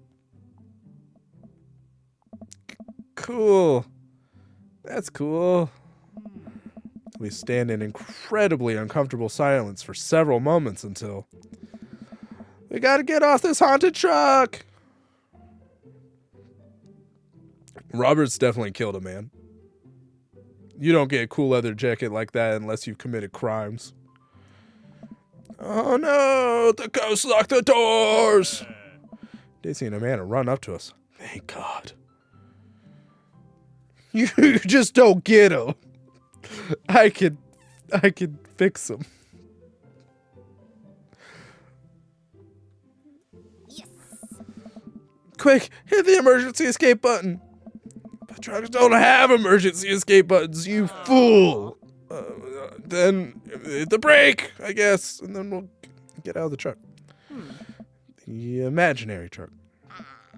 Anyway, we're safe from the ghost, but how will we ever survive this Arctic tundra? Daisy, you might have to eat me. Are you prepared to do that? I'm prepared to do anything to survive. That's cold-blooded. I like that. Although I'm not sure I had the materials required to properly cook you. Wait a second. Are you guys playing Long Haul Ice Road Paranormal Ghost Truckers?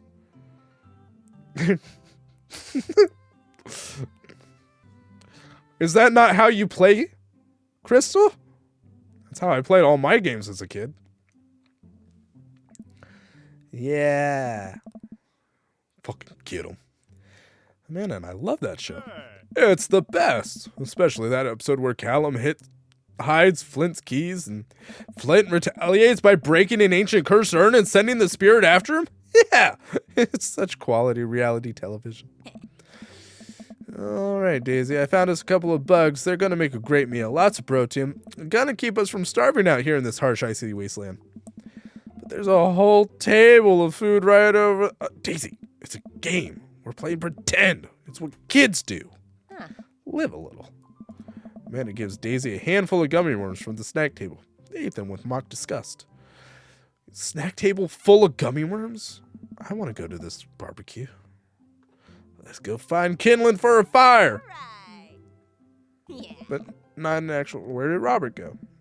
Because we're playing pretend? Now you're getting it. Daisy and Amanda run off. What a cute couple of kids. I turn my attention back to the conversation, but wait. Where did Robert go? Skim the party. You finally find him in the corner talking to Mary. Does he not want to talk?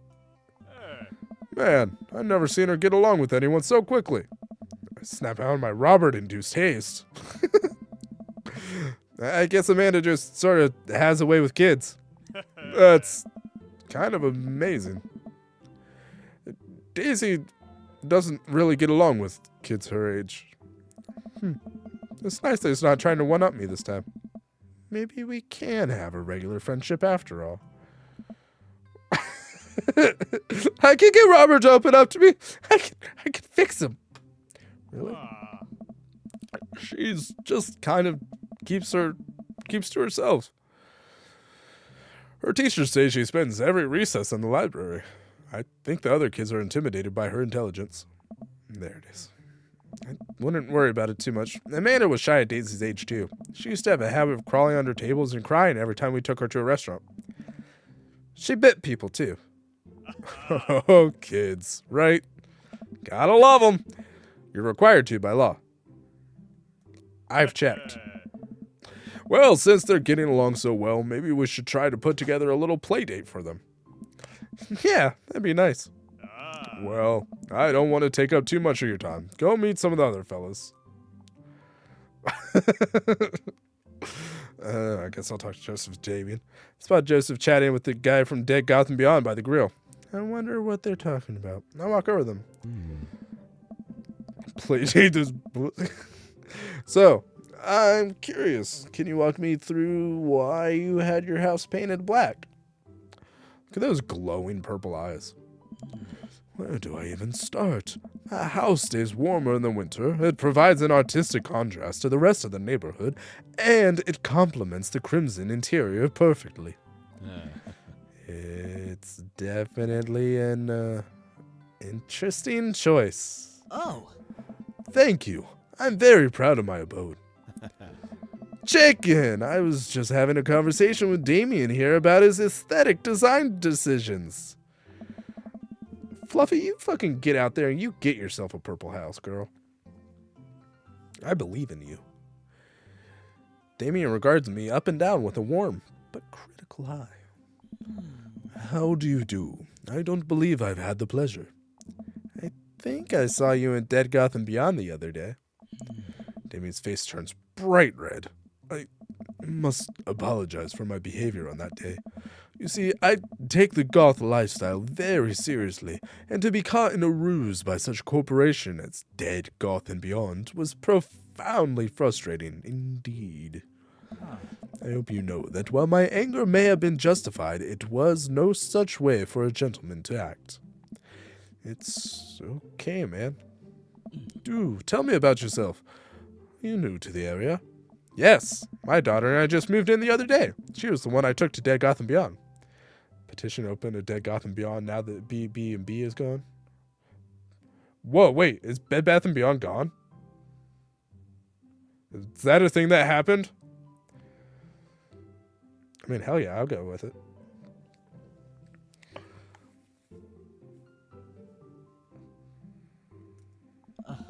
Very good taste on her part. Does she partake in the goth lifestyle? Did it really? But then now no one will understand the movie Click.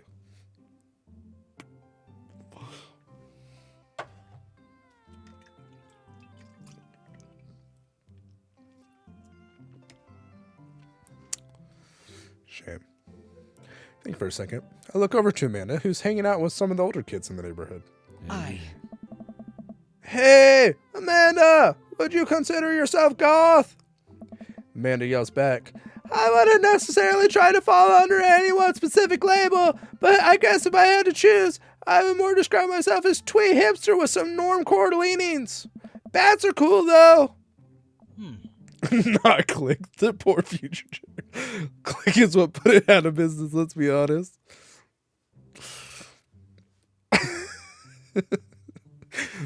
Oh, pity. Oh. Fight, fight, fight. Are you enjoying the party so far? Oh, definitely. Thanks so much for putting this on. It's nice to be in a cul-de-sac where everyone is so friendly and welcoming. Yeah. Amanda walks up to the conversation. Ah! Try to tick my eggs, will you? Well, this rooster has a beak which calls out death-a-doodle-doo. Thank you for the bits.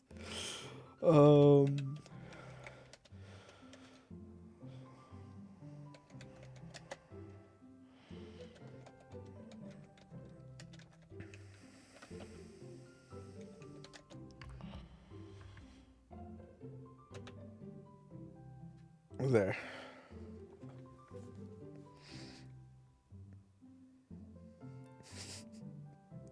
I'm sorry, Cole. The virus spreads. I also like The Lost Boys a lot. Really good movie. Does that count as goth? I love The Lost Boys. It would, my dear. I don't believe we've had the pleasure of meeting. Damien Bloodmarch at your service. Damien finishes the sentence with a flourish and a bow, producing a single rose and offering it to Amanda. Oh. Amanda blushes and returns the gesture with a curtsy. Huh. My, do you know how to treat a lady? Hello, Amanda. Seemingly out of nowhere, Joseph's twin kins appear. Are they speaking in unison?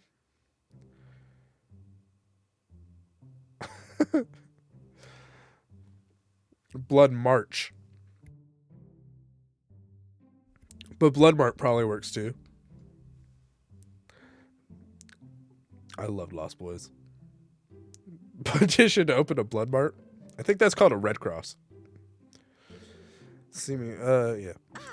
Hey, won't you come play with us? Huh? Come play with us forever. Guys, enough with the creepy twin shtick. We've talked about this. Huh. Christian and Christy slowly back away. Where do you think they got that from? Across this new competitor. They've ordered the blood market. Big blood.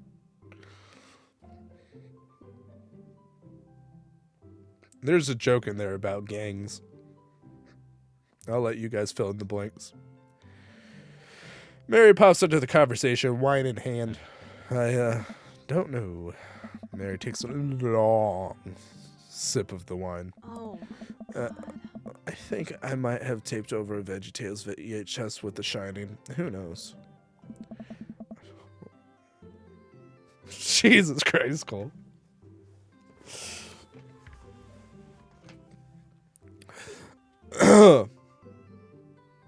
Yeah. Yep. Yep. Yeah, quit bragging.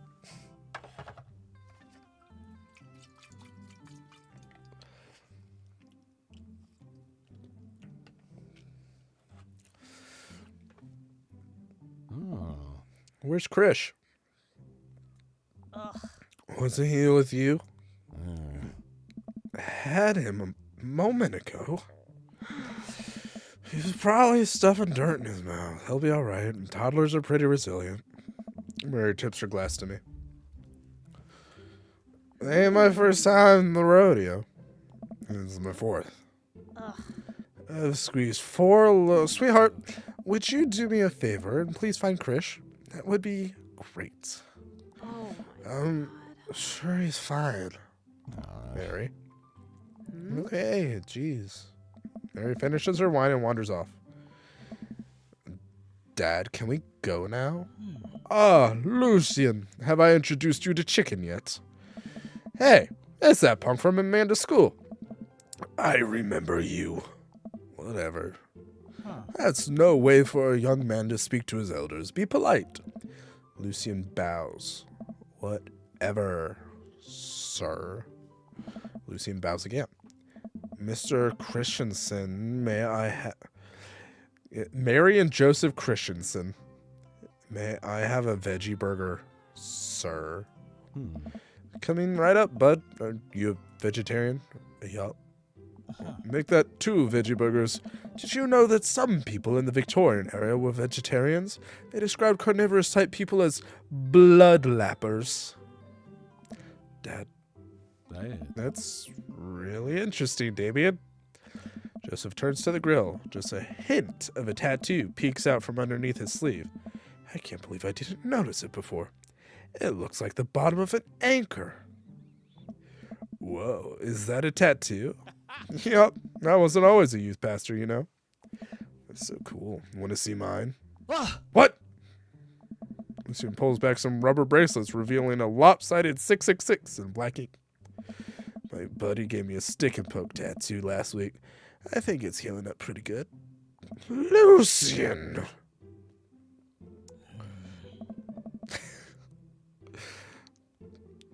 We'll talk about this later. That's pretty cool. What's the significance of the tattoo? I just thought it looked sick. Francois slowly turning the entire chat against Joseph. Well, in my opinion, the only reason you need to get a tattoo is because you want one. Careful, though. That number carries weight.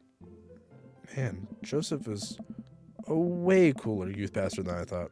I just figured youth pastors popped out of the womb with the Bible. Wonder what he did before preaching. Well, he has an anchor tattoo, so he was probably in the Navy. Joseph's doing that himself. And without further ado, let's work some magic. Joseph closes his eyes, takes a deep breath, and gets to work. With the greatest of ease, he sets patties on the grill, flourishing as he flips his spatula in the air. It's easily some of the best grill work I've ever seen. You guys think this is my first time in front of a grill?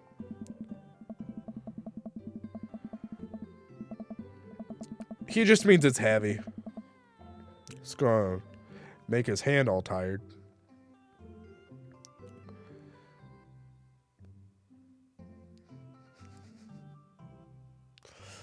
Yeah. I've had that conversation before. Get whatever tattoo you want. We're here for a good time, not a long time. He's working faster now, effortlessly tossing cheese onto patties and perfectly grilling onions on the side, one after another. The dads take notice and crowd around Joseph to admire his masterful technique. Oh. You probably didn't know this, chicken, but Joseph's known around here for his grillmanship. He's ungrillevable. Dude.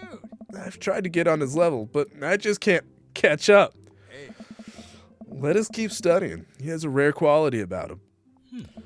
Mustard, we keep talking about this. Can't we just appreciate the artist? Oh. I've never seen him make a mistake. Hey. Okay, we need to stop this getting too cheesy. Please stop. All the children of the party boo the glorious display of puns in unison. Wink. All right, guys, the food's ready. Please form an orderly barbecue. Amanda groans. We all grab our food and hang out, enjoying perfectly cooked cheeseburgers. Hey. Yes, they are. You'd think except for Joseph, but man, it's so wild how all of us dads live in the same cul-de-sac. Kinda nice, isn't it? It feels like there's a real community here. Totally helps when you're just a single dad trying to raise a kid. Oh. We're happy to have you here, man. I think you're gonna like this neighborhood a lot. Plus, Amanda seems to be getting along with all the kids. If she decides to get into the babysitting game, she'll really make a killing. Oh. Hey, why don't you add us all on Dad Book? Dad Book? Yeah, it's a great social network for dads to keep in touch with each other. We're all on it, so if you ever need to reach out to anyone, that's the simplest way to do it. Sorry, I'm just an old-fashioned dad. Social media goes over my head sometimes. Don't worry, Pops. I'll help you figure it out. The rest of the BBQ goes smoothly. We all trade stories and drink beer as our kids play on the lawn. Amanda breaks up a fight between Carmencita and those weird twins. I think they wanted her soul. Cole joins Dad Book immediately. Amanda and I walk back to our place as the sun sets over the neighborhood. Pretty fun party, don't you think? Wish I could have been playing Paranormal Ice Road Truckers. You and Daisy seem like you were having a way better time than I was. Because we were. Well, hey, at least you met some other cool dads. You should hit them up on Dad Book. Maybe I will. If I ever figure out how social media works. I have a good feeling about this place. Me too, Dad. Trying to drive in a way where you never have to use your brakes. Dad tip number 50. Amanda and I arrive home with the remnants of our veggie plate. Seems like nobody was really into the cauliflower. Any big plans for this evening? Actually, yeah, I'm going out with some friends. I'm going out with some. Oh, is that okay? Of course. Just keep me posted and be home before midnight. You got it. And be careful. I will. Make good choices. Of course. And call me if you need anything. Dad, you're not going to do the thing where you wait silently for me to come home in the living room with all the lights off, are you? No, I've never done that and we'll never do that. Okay. Do you have plans tonight?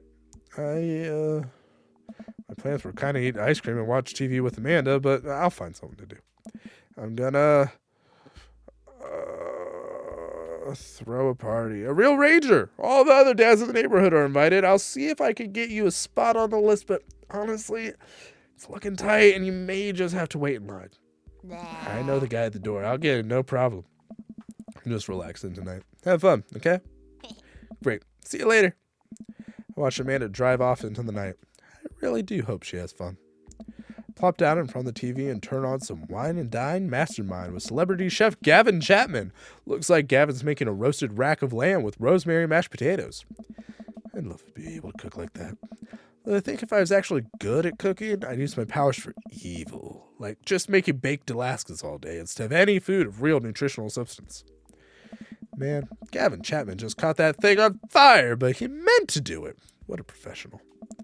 Lose track of time as I blaze through several episodes of Wine and Dine Mastermind and also one episode of some cooking show called Meat Hell. I'm not sure what that one was about, but it was just a lot of yelling. I glanced at my watch. Man, it's almost midnight. I should check in with Amanda. I send a text. Hey kiddo, you good? Wander into the kitchen as I wait for a reply. Amanda's phone is almost always in her hand, so I'm sure she'll respond soon. Unless she's driving home now, in which case I hope she doesn't respond soon, because I definitely taught her better than to text and drive. Reach in the freezer and grab an ice cream sandwich. It's a little late for this, but I think I earned it after a long day of socializing. I check my watch again, and then my phone. Nothing yet. Okay, see, now I'm worried. Do I call her? Do I call the cops? No, it's too soon for that. I'll just send her a gentle reminder text. What's up? Half an hour passes. Now I'm really worried. The episodes of Gavin Chapman's Meat Hell were not only assuaging my anxiety, but possibly exacerbating it with all the yelling. So I keep pacing around the house, waiting for her to come back. Why didn't I find out where she was going? Who was she even with? Why don't I know any of her friends' phone numbers? Why don't I even know any of her friends' full names? Who is Emma P? I decided to send her another text. Amanda, please text me and let me know you're okay. Can't help but think of all the awful things that could have happened to her. Oh, thank God, it's her. Amanda opens the door and shuffles in. Finally, she's back home. I'm glad she's okay. Sup? Sweetie, thank God you're safe. Ugh. Yep. Now that I know she's okay, I'm really mad. Why didn't you answer my text? Amanda pulls her phone out of her pocket. Oh, whoops. Guess I didn't see this. Starts to walk to her room. Amanda Ann. Whoa, we're pulling out the middle name now. Amanda, you came home an hour and a half after your curfew, and you didn't respond to any of my texts. You really freaked me out. I was about to call the cops. Dad, you're seriously overreacting. You're not going to be like this when I go off to school, are you? I was scared. You weren't responding. It was just like when your mom... I have to stop myself from tearing up. Dad, I didn't mean to. I sit down on the couch and put my head in my hands. I feel very tired all of a sudden. It really scared me. Just please don't do that again. All right. I'm going to go to bed now.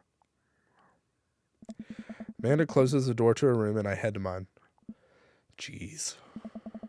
So I'm falling asleep. One thing she said keeps echoing in my mind. You're not going to be like this when I go off to school, are you? Definitely didn't sleep well last night. Brew some strong coffee and make some scrambled eggs for Amanda as a peace offering. She eventually wanders into the kitchen. Hey. I thought about what you said last night. I should have texted you. I said I was going to do it, and I didn't. I honestly just didn't even think about it. I'm really sorry, Pops. I won't do it again. Well, I trust or I'm sorry. I'm sorry. You're an adult now. I shouldn't have gotten so worked up. Team Noodles? Team Noodles. Fuck yeah. Man, it gives me a hug. Want some egg? You know it. Sprinkle some cheese on them? Already did. Bless you. Man, it scarfs down the eggs and time it takes me to wash the pan. Fuck yeah. All right, I'm off to school. Smell you later. Wait, one more thing before you go. What? What's Dad? Bird! Thank you for the bits, Crystal. It's a social media platform. Wait! What? What's a social media platform? Dad, I have to go to school. Oh, man, I'm an old man. I can't put together a dad book profile on my own. All right, I'll help you sound interesting on the internet. Dad. Amanda spends the next couple minutes setting up my profile on Dadbook, which, as it turns out, is a place where dads can get together and talk about fatherhood. Okie dokie, Crystal. All right, Pops, we got to fill out your profile. Let's get some likes and dislikes. That quirky lab assistant. Oh, okay.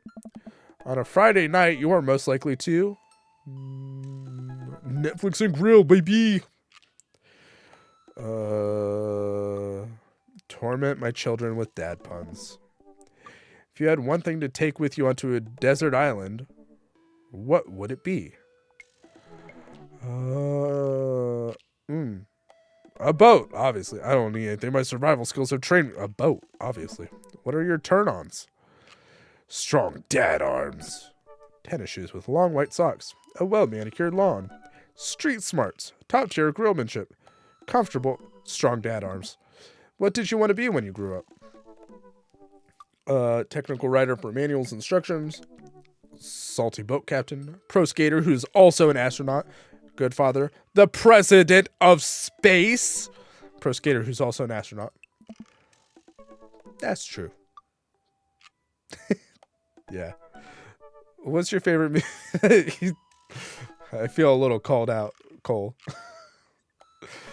What's your favorite movie genre? War documentaries, Sean Connery's entire filmography, anything on Laserdisc, romantic comedies, whatever will make me cry, old comedies that haven't aged well. Oh, yikes. I will say anything on Laserdisc. What's your ideal date? Napping together? Fuck yeah. Doing a 1,000-piece puzzle together. Eating a healthy dinner at 4 p.m. Jeez, that's early. Trying to geocache but getting hopelessly lost. Arson! What do you never leave home without? Sensible cardigan. My sick vape. My book of word jumbles and a pen. A cool knife. My crippling low self-esteem. I frequently forget my phone, keys, and wallet at home sometimes. My crippling low self-esteem. I spend a lot of time thinking about conspiracy theories, how proud I am of my child, potential ends of the world, if I'll ever be able to love myself as much as I love my grill. I could next get a cup of coffee. Lawnmower modifications. Potential ends of the world. Profile complete. See, that wasn't so bad. Yeah. That was actually kind of fun. I love conspiracy theories until people believe them too much. But I love reading conspiracy theories and thinking about them. Yeah, that's actually kind of fun. I could totally spend all day on here just looking at people's profiles. You should message one of them. Or more than one of them. All of these dads seem pretty interesting. Okay. I promise I'll make some friends. Amanda gives me a hug. Go get him, Dad. Welcome. You've got dads. You've got dads. Hi, chicken. Dad Manda. It's me, your dear old friend from way back in the day, Dad Manda. I'm delighted to see you signed up for Dadbook. They've recently added this exciting new messenger service, so you may find yourself receiving messages from other dads, like myself. Take care not to miss them. Amanda, is that you? What are you doing on Dadbook? Jesus, Cole. Why, chicken, I never. We've known each other since business school. How could you possibly confuse me for your amazing and talented and easy to buy things for daughter? Though I am of course flattered, you should buy Amanda more things. Amanda, you know I didn't go to business school. I barely even managed to get my degree. Out of control. Now she has a mustache and a monocle. Wait. No. Wow. I didn't say that. You never heard that. This is gold. I was a great student. I swear I graduated at the top of my class because I worked hard and ate all my vegetables. Totally holding on to this for later. Wait, do you even remember what I majored in? I declined to comment. Cool. Cool.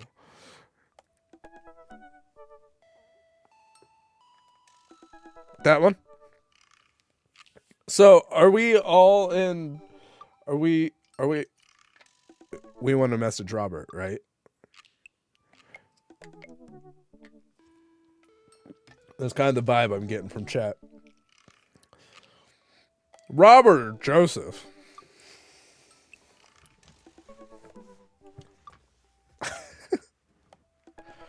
You vote Matt?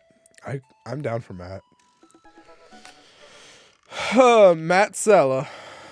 Avid music enthusiast, passionate coffee drinker. You can find me most days selling bean juice over at the Coffee Spoon or hanging out at the park with my amazing daughter. Hit me up about 80s no-wave music. On a Friday night, you are most likely to perfect my cold brew setup, one drip at a time, baby. If you had one thing to take with you onto a desert island, what would it be? Fine tunes to pass the day away. What are your turn-ons? Multi-instrumentalism.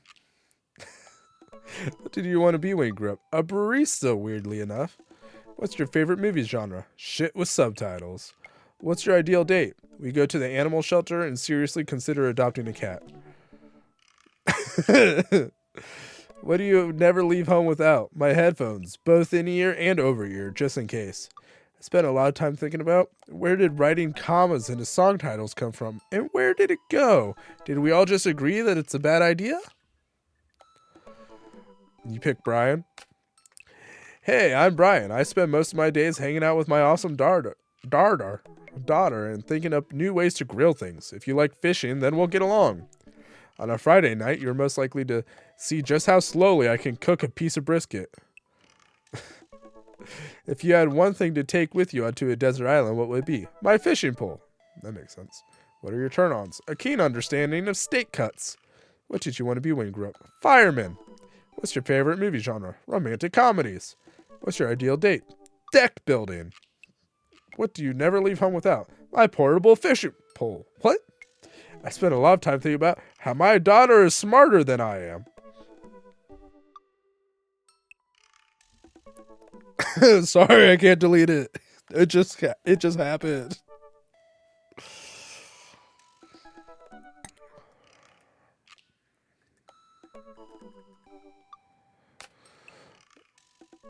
No, you're fine.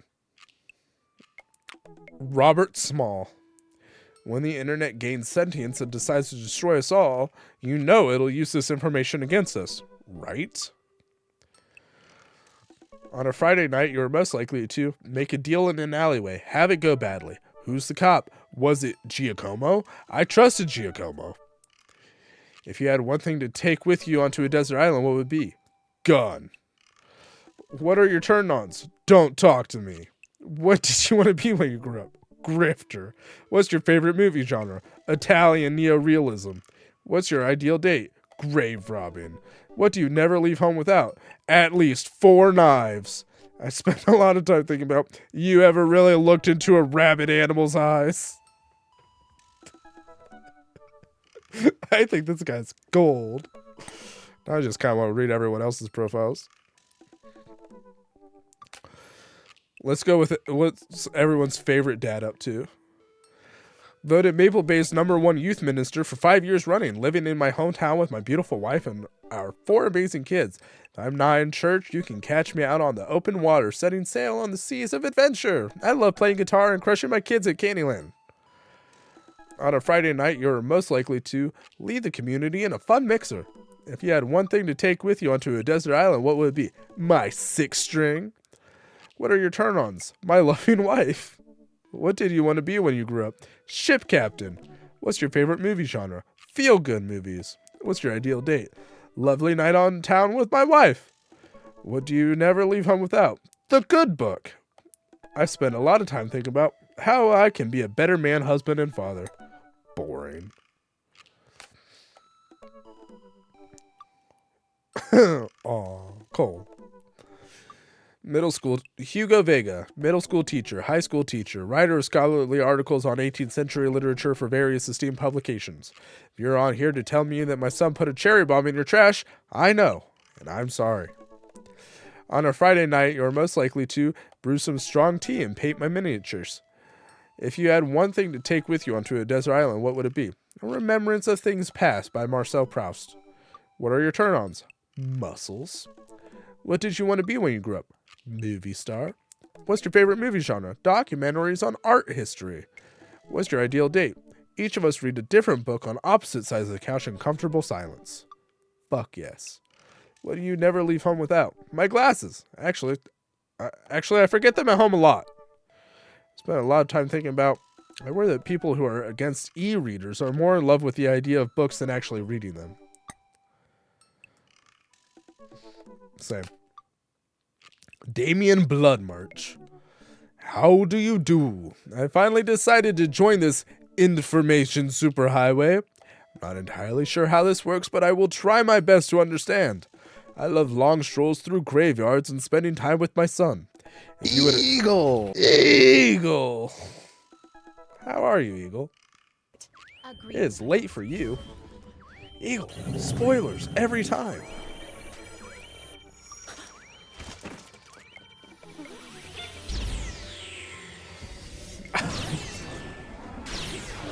If you ever like to chat about the latest in Victorian fashion, the inevitability of our own demise, or black cats, please send me a letter. Because we're both married. Maybe that's what I need to do. Get an ebook reader and just lay on the couch. Damn. That's true. Sleep at 10 p.m. and woke up around 3 a.m. Then fell asleep for another hour. Oh, so you're fucking rested then. On a Friday night, you are most likely to listen to true crime podcasts while I taxidermy my newest specimens. If you had one thing to take with you to a desert island, what would be a coffin? What are your turn-ons? Pronouncing bosom correctly. What did you want to be when you grew up? A bat. What's your favorite movie genre? Foreign art house horror. What's your ideal date? It's night. We are at an industrial dark wave club in Berlin. The music drums to the beat of our hearts. Jesus. What do you never leave home without? An upside down cross. But you're the one that makes it upside down, so, like, I spent a lot of time thinking about mortality salience.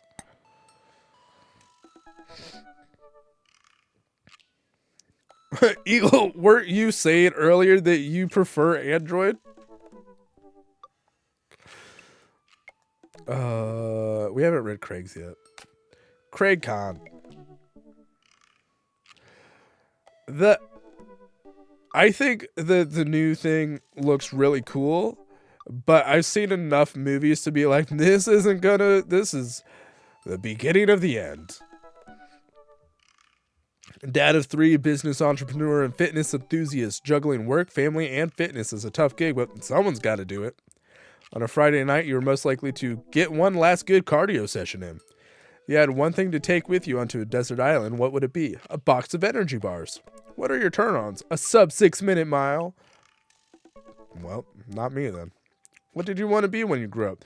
Beer pong world champion. What's your favorite movie genre? Buddy cop movies forever. What's your ideal date? Scaling a huge, dangerous mountain for fun. What do you never leave home without? An extra tube of energy gel. What is energy gel? I spent a lot of time thinking about my mile time used to be so good. What happened? Have I peaked?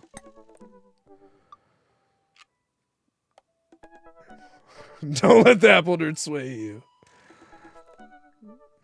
But I can look at my photos in AR. Oh, I love it. Well, actually, if they're going to turn this into Cybermen, then maybe I will buy it. Okay, chat. What dad are we dating?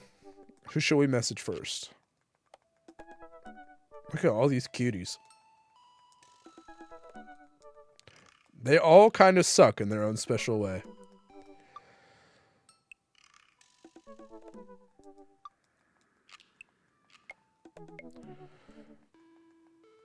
That's because they already got you, Crystal. You're in too deep.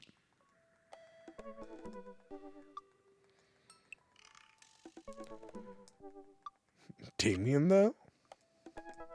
Oh, no. Fluffy got to you.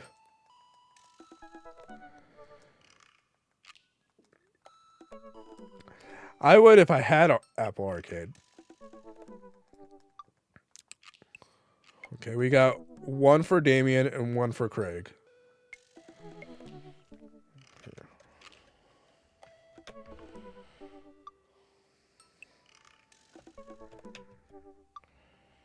He does.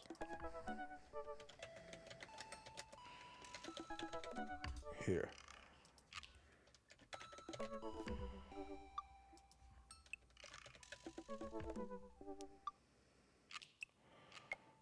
There, I started a poll.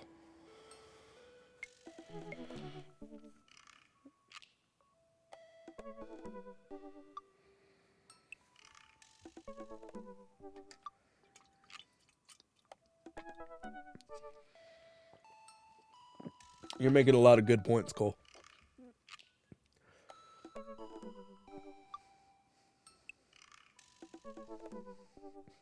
Okay, Eagle.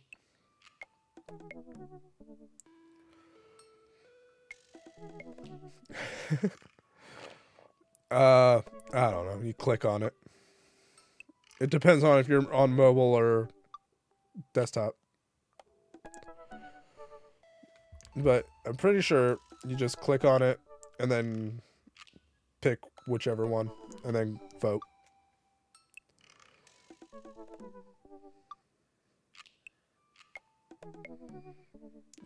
Craig it is. Now you have to choose both.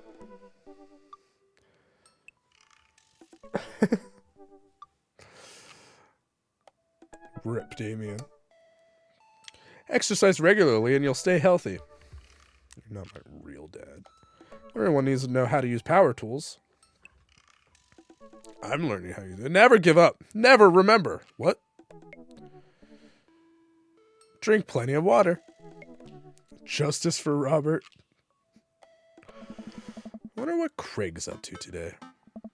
I navigate to Craig's dadbook page and type out a message. Hey, bro, or should I say neighbor, let's catch up like old times. A couple moments pass before I hear a ding on the computer. It's a message from Craig. That was quick. He's misunderstood. Bro, my man, let's definitely hang soon. Might be a little different from our old weekend-long benders, but it'll still be fun. Oh, what did I say? We exchange a couple more messages, and he logs off to prep for the game. Bro, my man, I should see if Amanda wants to join me. I walk over to Amanda's room and knock on the door. Isn't she supposed to be at school? What is the Z Flip for? Yo, Amanda Panda. Uh-oh. I open the door. I open the door and find Amanda sitting cross-legged on the floor, surrounded by magazines and newspaper clippings. She seems to be making some sort of art, but her eyes are a little puffy, almost as if she'd been crying. She's not sitting. Is that not how you sit, Crystal? Fully standing up? I think we're learning a lot about Crystal tonight, guys. Hey, are you alright? Oh, yeah, I'm fine. Oh, that one was actually voice acted. Oops. I just got sad because I realized that dogs are too often killed off in movies to elicit emotional reactions for the audiences instead of being given the respect that they deserve. Crystal. It's not right. Dogs deserve better than this.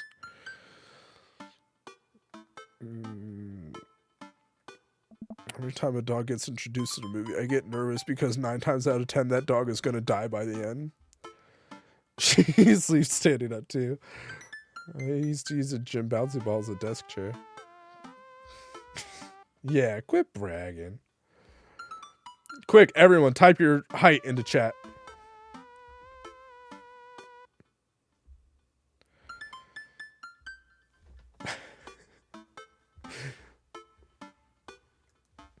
I can't watch a movie where people die and be unfazed, but the moment a dog dies, I'm out. Gosh, sad dog death movies take up a whole genre. There are too many.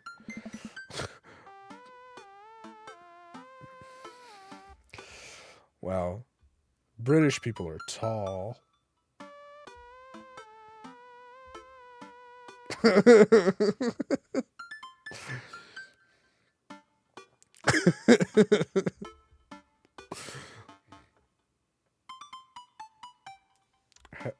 Ah!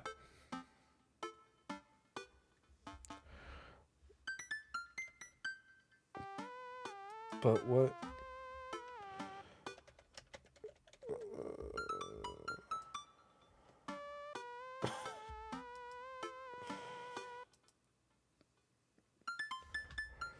You're measuring tea bags? I hope so, because like 99 centimeters is like 3 feet.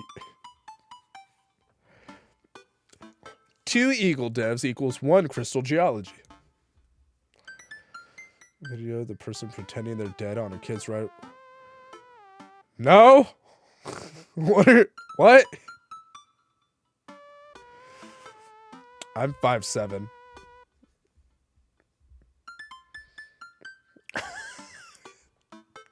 What are you talking about? Well, I don't know if I want to know what video you're talking about. But seriously, you know you can talk to me about anything, right? Yeah, that's why I'm talking about sad dog stuff with you. Okay. Just remember that it's okay to be sad.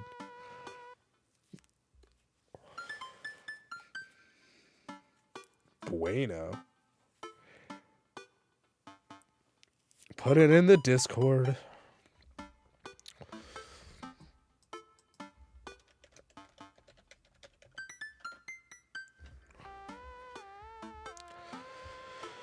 And also remember that I love you very much and only want what's best for you. That's all. Huh. All right. Jeez, don't make me cry again. What you working on? Huh. Just a collage for class. We're supposed to make a piece that represents our goals for the future. Take a closer look at her collage. That's a lot of dogs. It's mostly dogs, yeah. Did you need something? Craig invited us to a softball game. Want to go? Ah. Remember that one time you signed me up for softball and you bought me all the gear, and then you took me to the first game, then someone hit a ball toward me and I just ran off the field crying? Then you hid in the dugout and would scream if I tried to pick you up? Yes. I was afraid of baseballs. I thought you were a gigantic sentient softball. So does that mean you don't want to go? Amanda gets up and looks me dead in the eye, determined. Ugh. I'm finally ready to face my fears head on. Let's do this. Amanda and I make the short drive out to the local softball field. For a kid's softball game, it's pretty packed. We clamber up the bleachers and take our seats on the top row. I don't see Craig anywhere. Ugh. So when do the kids start crying and running off of the field? You know that your relationship with softball is different from everyone else's relationship with softball, right? Okay, but if I don't see some kids crying, I'm going to be pretty disappointed. Huh. For nostalgia purposes, of course. Not because I take joy out of children fighting for my amusement. Ah. Definitely not that. The game starts and the kids run out onto the field. I see Craig by the dugout with a clipboard. He has River strapped to his chest, as per usual. There's a guy in a pancake costume doing jumping jacks across the field. Guess that's the mascot. Is he doing jumping jacks or flapjacks? It's a pancake. Reading the kids' brightly colored jerseys, I see there's some Maple Bay Flapjacks. The Pinewood Ocelots. Go Flapjacks! Oh, man. Thank you. Choke up on the bat, Miranda. Yeah, Miranda, square up. How much do you know about softball? Enough to know that the balls are relatively hard despite their name. But yelling is fun. Give it a shot. It's cathartic. Oh. What are you willing to sacrifice to win? Leave it all out on the field, Miranda. If you want this, you're gonna have to bleed for it. Who I assume to be Miranda's father gives me a dirty look. I shoot it back at him. That attitude isn't gonna bring Miranda to D1. Dad, please don't fight any other dads while we're out here. We watched a couple innings of softball. They aren't ready for the major leagues yet, but Craig's trained his team pretty well. Seems like he's really good with kids. Cake's saying Craig is good with children. Whoa. It's amazing how hard they're hitting the ball and how no one has run off of the field crying yet. That's how I read that. Misfit, Am I correct in that assumption? thank you for the lurk. I hope you're having a great night. Is that a bunny? Hi, bunny. Come here. Come here. Oh, What? shit. God damn it, I missed the bunny.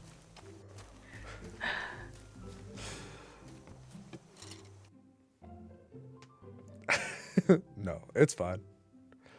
Put 1,000 of the same clip into it. I don't care. Yeah. Amanda, dear, you have to let it go. Let what go? I'm perfectly fine. The opposing team's up to bat. They hit a fly ball out into center field. The tiny little girl tries to get under the ball, but it misses her glove and hits her straight in the forehead. Hey. See? It's a completely justifiable fear. The girl plops down on the grass and starts crying. Craig makes a beeline to her, checking her forehead and comforting her until her parents arrive. He carries her off the field as she sobs. Man, it's strange to think about how this was a guy who once backflipped off of a roof and into a pool while shotgunning a beer. He's so responsible now. The game resumes after the girl calms down a bit, and we watch a couple more innings. Craig's team is crushing the other team in the 9th inning. The Ocelots seem to have given up by this point. I see one outfielder eating fistfuls of grass. That was me. When I was a kid, I was in T-ball, and my parents took me out because I just sat in the outfield playing with the grass or the sand or whatever. Usually grass. A batter on the other team knocks a foul ball into the stands. I follow the trajectory and, oh no, it's coming right for me. Oh no, oh no, oh no, oh no, oh no, oh no. I close my eyes and brace for impact. I open my eyes and look over to see Amanda holding the softball, staring at it in amazement. I caught the ball. You saved me. I caught the ball. Dad, I caught the ball. You did it, Amanda. I faced my fears. I defeated the softball. I can do anything. Amanda and I share a big hug. It's a tender moment that I don't think anyone else watching really understood. I'm proud of you, kiddo. The game ends and Craig's team are declared the victors. We sit patiently as the girls line up to shake hands. Great job, everyone. We walk over to the dugout to congratulate Craig, who's talking with some of the parents. Craig, great work, man. Thanks. We've been working hard all season, and it's great to see it paying off. I'm so proud of all my girls. Speaking of which, have you met Briar and Hazel?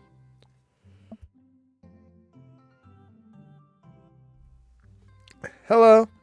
Hey, killer plane out there. Yeah, you guys rule. Good night, Cole. Thank you for stopping by. And the bits and for following me 2 days ago. Thank you. Hell yeah, I will. You guys are twins, huh? So which one of you's the evil one? Hazel. Yeah, everyone say goodnight to Cole. Yeah, it's me. Good looking out. Do you guys ever pretend to be each other? I don't have a twin, but I think if I did, I'd be doing that constantly. Yeah, I take all of her math tests. And I usually throw rocks at stuff when people get mad. I tell them I'm Briar. What? Oh. We will. It does now, Eagle. It does now. We will talk about this later. Chicken, bro, I just got a couple more things to clean up, then we can hang. Sounds good. Just then, one of the moms jumped into the conversation. Not so fast. We have to celebrate our win, Craig. I'm taking the whole team to get pizza. Oh, man. I don't know if I can. Nonsense. The girls won. What sort of celebration could we have without our fearless leader? Yeah, it's a universal command on Twitch.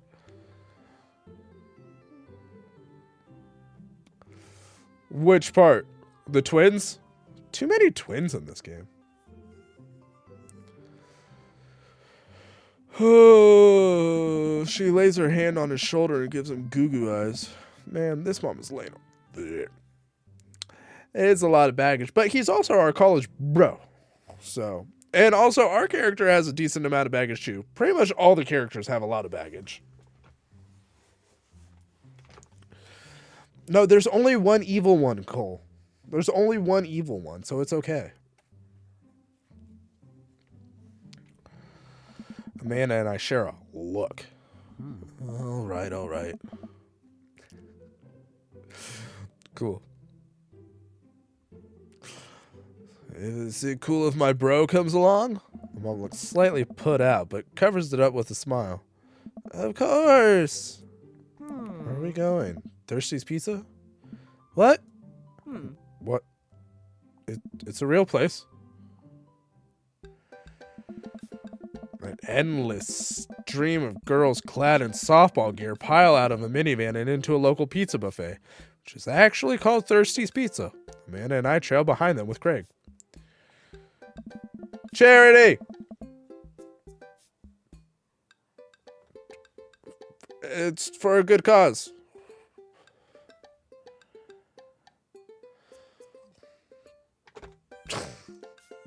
Good night, Cole. Reminds me of all the awful pizzas we put into our bodies back in the day. Remember how we used to just fold whole pies in half and then put taco fillings? What the fuck? Pizzacos. I could never forget. How did we survive college? Our bodies were younger back then, more elastic, more able to handle the toxic waste we put inside of us. The good old days. The good old days. The kids run around playing arcade games and eating greasy food. Man and I jump on a couple slices of mediocre pizza. Hey, give me a pizza of that. No, absolutely not. Just kidding. I'm strictly eating salad here. Thanks for addressing the issue, Amanda. Dad. A different mom walks up to us, talking to Craig as if we weren't even there.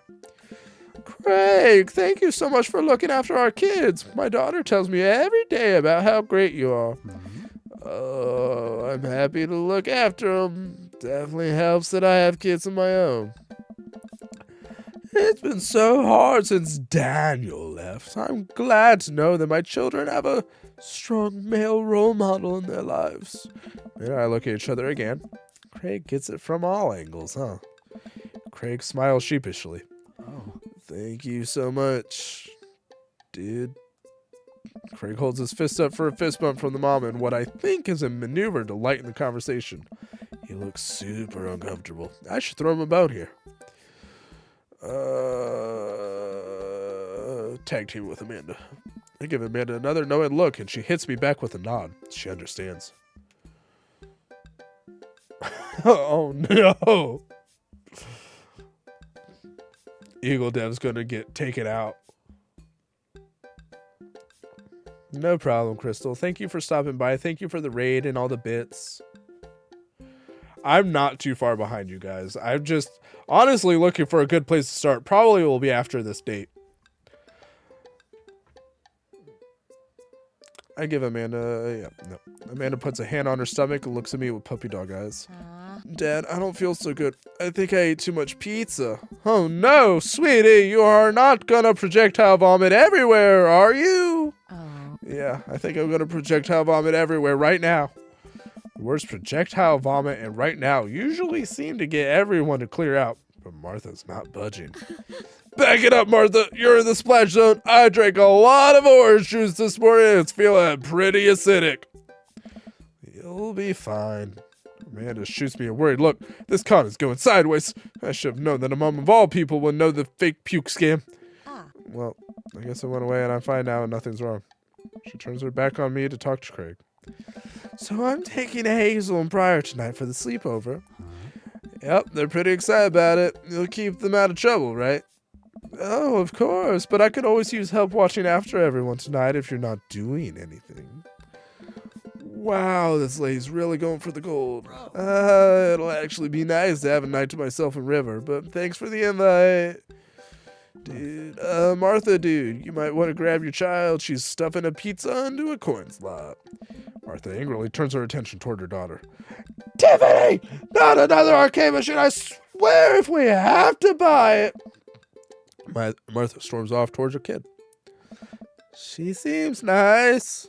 Oh. Yeah, it seems one big weird family. It takes all sorts, right? Tiffany! Donate the tokens! Oh. Tiffany's a stellar hitter. Yeah, finally think I have time to talk to Greg now. You're a busy guy, huh? Oh. Only on days like today, I hope. Dad! Hey, girls. Dad, can you help us beat our record on DDR?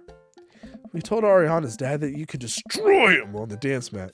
Please help. Oh, man. So you know I don't have my jukes anymore. But Dad! Craig looks at me like a hurt puppy. I don't know. Sorry, dudes. Duty calls. I promise we'll catch up in a bit. It's all good, buddy. Craig runs off with his daughters. I'm left alone with mine.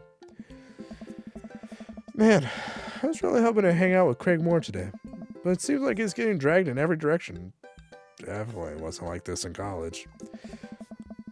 I feel like we might be a third wheel here. Oh. There's worse places than an arcade to be left to your own devices.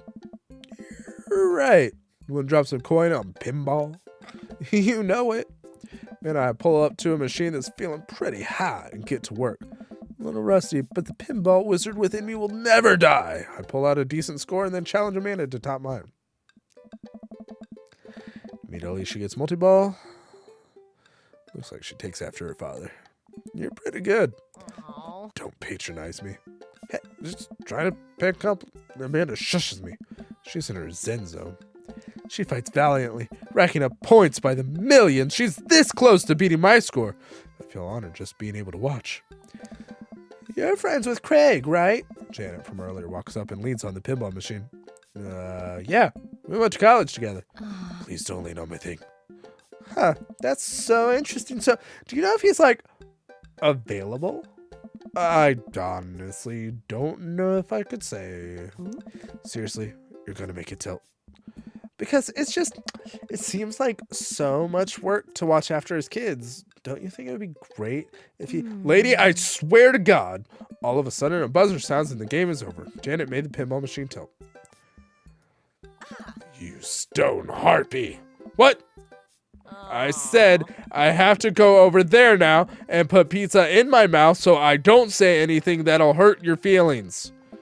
Amanda. Bro. What's going on? Now's our chance. If we don't get out of here now, we're stuck for the rest of the night. I wrangle Amanda and some quick goodbyes with Craig. We head out of the pizza place. Finally. No problem, Eagle. Get that breakfast. Promises she'll keep the couch warm for me and heads home. Hope you don't mind me bringing you back here, bro. Not at all, dude. It's good to finally get you all to myself for a second. River burps. Well, almost all to myself. Hello. Craig walks over to the trunk of his car and pulls out 2 gloves and a softball. Oh. Up for some catch. This might be less catch and more you throwing the ball and me running after it, but sure. We stay in the middle of the empty baseball diamond and start tossing the ball back and forth. Oh. I have a cooler in my car that we could grab, but there's only juice boxes in there. Man, fatherhood's strange. You're telling me. I can't believe I'm looking back on my cake stand Craig days and reminiscing about it. Those were some good times. I don't know anyone else who could pull off the rare horizontal cake stand. It was a feat of discipline, bro. Trust me. I haven't properly hung out with Craig in so long, I don't even know where to begin. Ask about the kids. I can't believe you're a father of 3. Neither can I. You know me. I'm an indecisive person. You switched your major 4 times. Yeah. I had no idea what I wanted to do with my life, but raising kids, when Briar and Hazel were born, it all finally made sense. It was like all the time I'd spent trying to figure things out led to them. Couldn't be happier about it. I don't think I've ever cared about anything as much as I care about them. The exact same feeling when Amanda was born. It's the best thing that ever happened to me. It could be the only thing that ever happened to me, and I would still be proud of the life I lived. So was softball coach the life you wanted, or was it the life that was thrust upon you? Oh. I'll admit, I was hesitant at first. Briar and Hazel had so much energy that we just had to get them into sports, but no one was there to run the team. The more I did it, the more I saw how much it meant to all the girls. I'm worried there'd be a riot if I quit. I would also be afraid of a bunch of tiny children with metal bats. I don't know. They're quick, and they work as a team. I've trained them too well. They take you down like a pack of velociraptors on a T-Rex. Exactly. Ask about the business. So, you run a business now? Hey. Yeah, we sell fitness gear, imports and exports mostly, but we're coming up with our own line of athleisure wear soon. I nod. I mostly use my sweatpants for watching TV and not, sweating. Sounds like you'd make a killing. Oh. If you ever need athletic gear, I've got your back. You could sponsor me. I'll rep your athleisure wear brand while I mow my lawn. Oh. And that is the glamorous lifestyle we're catering to, yes. It's nice out here. Quiet. Must be good to get away from the softball moms for a bit, huh? Christ, Janet. Yeah, that was a lot. Are they always like that? Actually, this wasn't nearly as bad. Yikes. I don't know. I'm just so not interested. Well, what are you interested in? Oh. Peace and quiet. That hot silence. Bro. My ultimate sexual fantasy is sleeping in on a Saturday. Fuck, dude, that's relatable. But more seriously, I just can't get back into dating right now. I couldn't even if I wanted to. There's no time. Oh. I feel so uncomfortable trying to introduce a stranger into my girls' lives. They've already been through so much. I can't put them through that. But I hear you. Oh. So the moms can hit on me all they want, but the girls are my top priority. You're doing a great job. Those kids love you. And to add to that, the whole team loves you. I think you got this dad thing down right. Oh. Thanks, bro. Means a lot coming from you. While I'm distracted, I miss a softball and it hits me right on the head. Wow, that hurts. Man, it was right all along. Oh. Sorry, dude. Craig runs over to me. Are you okay? Yeah, I'm fine. Wait, let me do the dad thing for a second. Craig spends a moment examining my head. Oh. It's worse than I thought. Don't tell me you have to kiss it to make it better. Hey. You would be so lucky. I mean, that was planned. You probably don't teach the more advanced techniques to the little leaguers, but Babe Ruth used to catch balls with his teeth all the time. I still got it. Oh. Maybe they'll learn in high school. I get up and dust myself off. River yawns. Hey, little buddy, you must be getting tired, huh? I had to say it, but I should probably head out. Sorry things are so... You get older and life just kind of gets in the way, huh? You start walking back to the parking lot. Hey, remember that one house party we went to that got broken up by a helicopter? Bro. How could I forget? You and me hopped over a concrete wall to get away. But the other side of the... Ah! Oh, man, yeah. Could you imagine the look on our faces? We just walked straight past them like we were out for a stroll. And, not knowing that they were at the party, they started joking with us about how big of a bust it was. We had to talk with them for 30 minutes. You told them you were interested in joining the academy. Dude. And then they started giving me pointers for the exam. Longest 30 minutes of my life. Man, college. Good old days, right? Get back to our cars. Craig pulls me into a hug, or at least as much as we can manage with a baby between us. Oh. Never enough time. Huh. Guess not. Oh. Let me make it up to you. Let's hang soon, yeah? I'd like that. I yawn as I walk through the door, spotting Amanda hunched over her collage, glue stick in hand, burning the midnight art oil. Figured I might do something productive between episodes of Shark Hunter lip sync battles. The sharks lip sync or do the shark hunters lip sync? Yes. Look over her shoulder at the collage. Amanda, this is some good art. Look at the good art you made. Thanks. I'm just about done. Like before, it's still a lot of dogs. In one corner is a giant pile of cash, and the other it's Amanda. Is that me? Yep. Things about my goals for the future, and those are basically just sell a gigantic pile of money with my 20 dogs and also have a strong and mutually supportive relationship with my father into adulthood. Oh, now you've done it. Get ready to watch your dad cry. Here it comes. It's happening. Oh. Dad, you did this with your good art. She pats me on the back. Hey, how was your hang with Craig? I whip a tear from my eye. It was good. And that Craig guy sure is busy. Yeah, dude. The softball life isn't for quitters. Also, I'm very proud of you for facing your fears today. How does it feel? I'm on top of the world, Pops. I should start facing my fears more often. Oh, yeah? How about tomorrow we hit some empty parking lots and practice, dare I say, parallel parking? Oh. Baby steps, Dad. I'll work my way up to it. All right. I'm going to hit the hay. Take care of late night television for me, all right? I let them know you said hey. Practice makes permanent. Date complete. Respect, food channel, baby, dude, coach, softball, dad points. Looks like a new PR.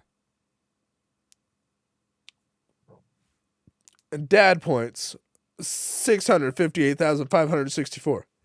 Daddy points 164,929. Total 84,656,630. Rank A. Press A to continue. Do it once. Do it right. Keep it secret. Keep it safe. Good tire pressure is essential to optimal mileage. Dad tip number 71.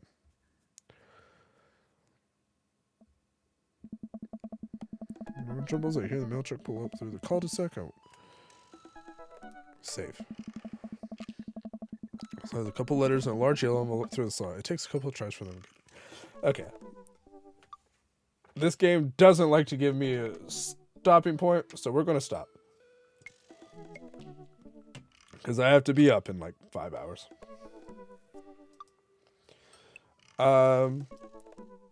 Is anyone still up? Oh, Misfit's playing Tomb Raider. Let's raid Misfit.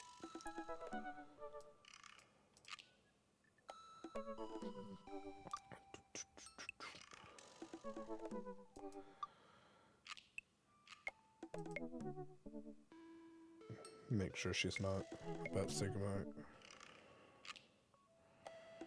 Okay, I think we're good.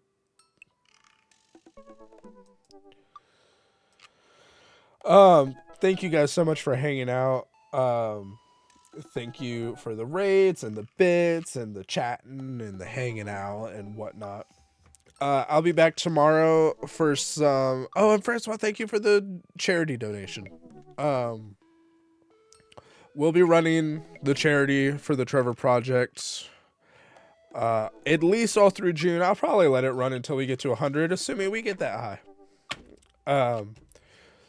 Don't donate if you don't have the money. I don't want anyone to feel obligated and put themselves out. But I'll be back tomorrow with some Jedi Survivor. Then Wednesday will either be Raft or Kingdom Hearts 3. And then Thursday will be Zelda Tears of the Kingdom. Friday will be Persona 5 Royal.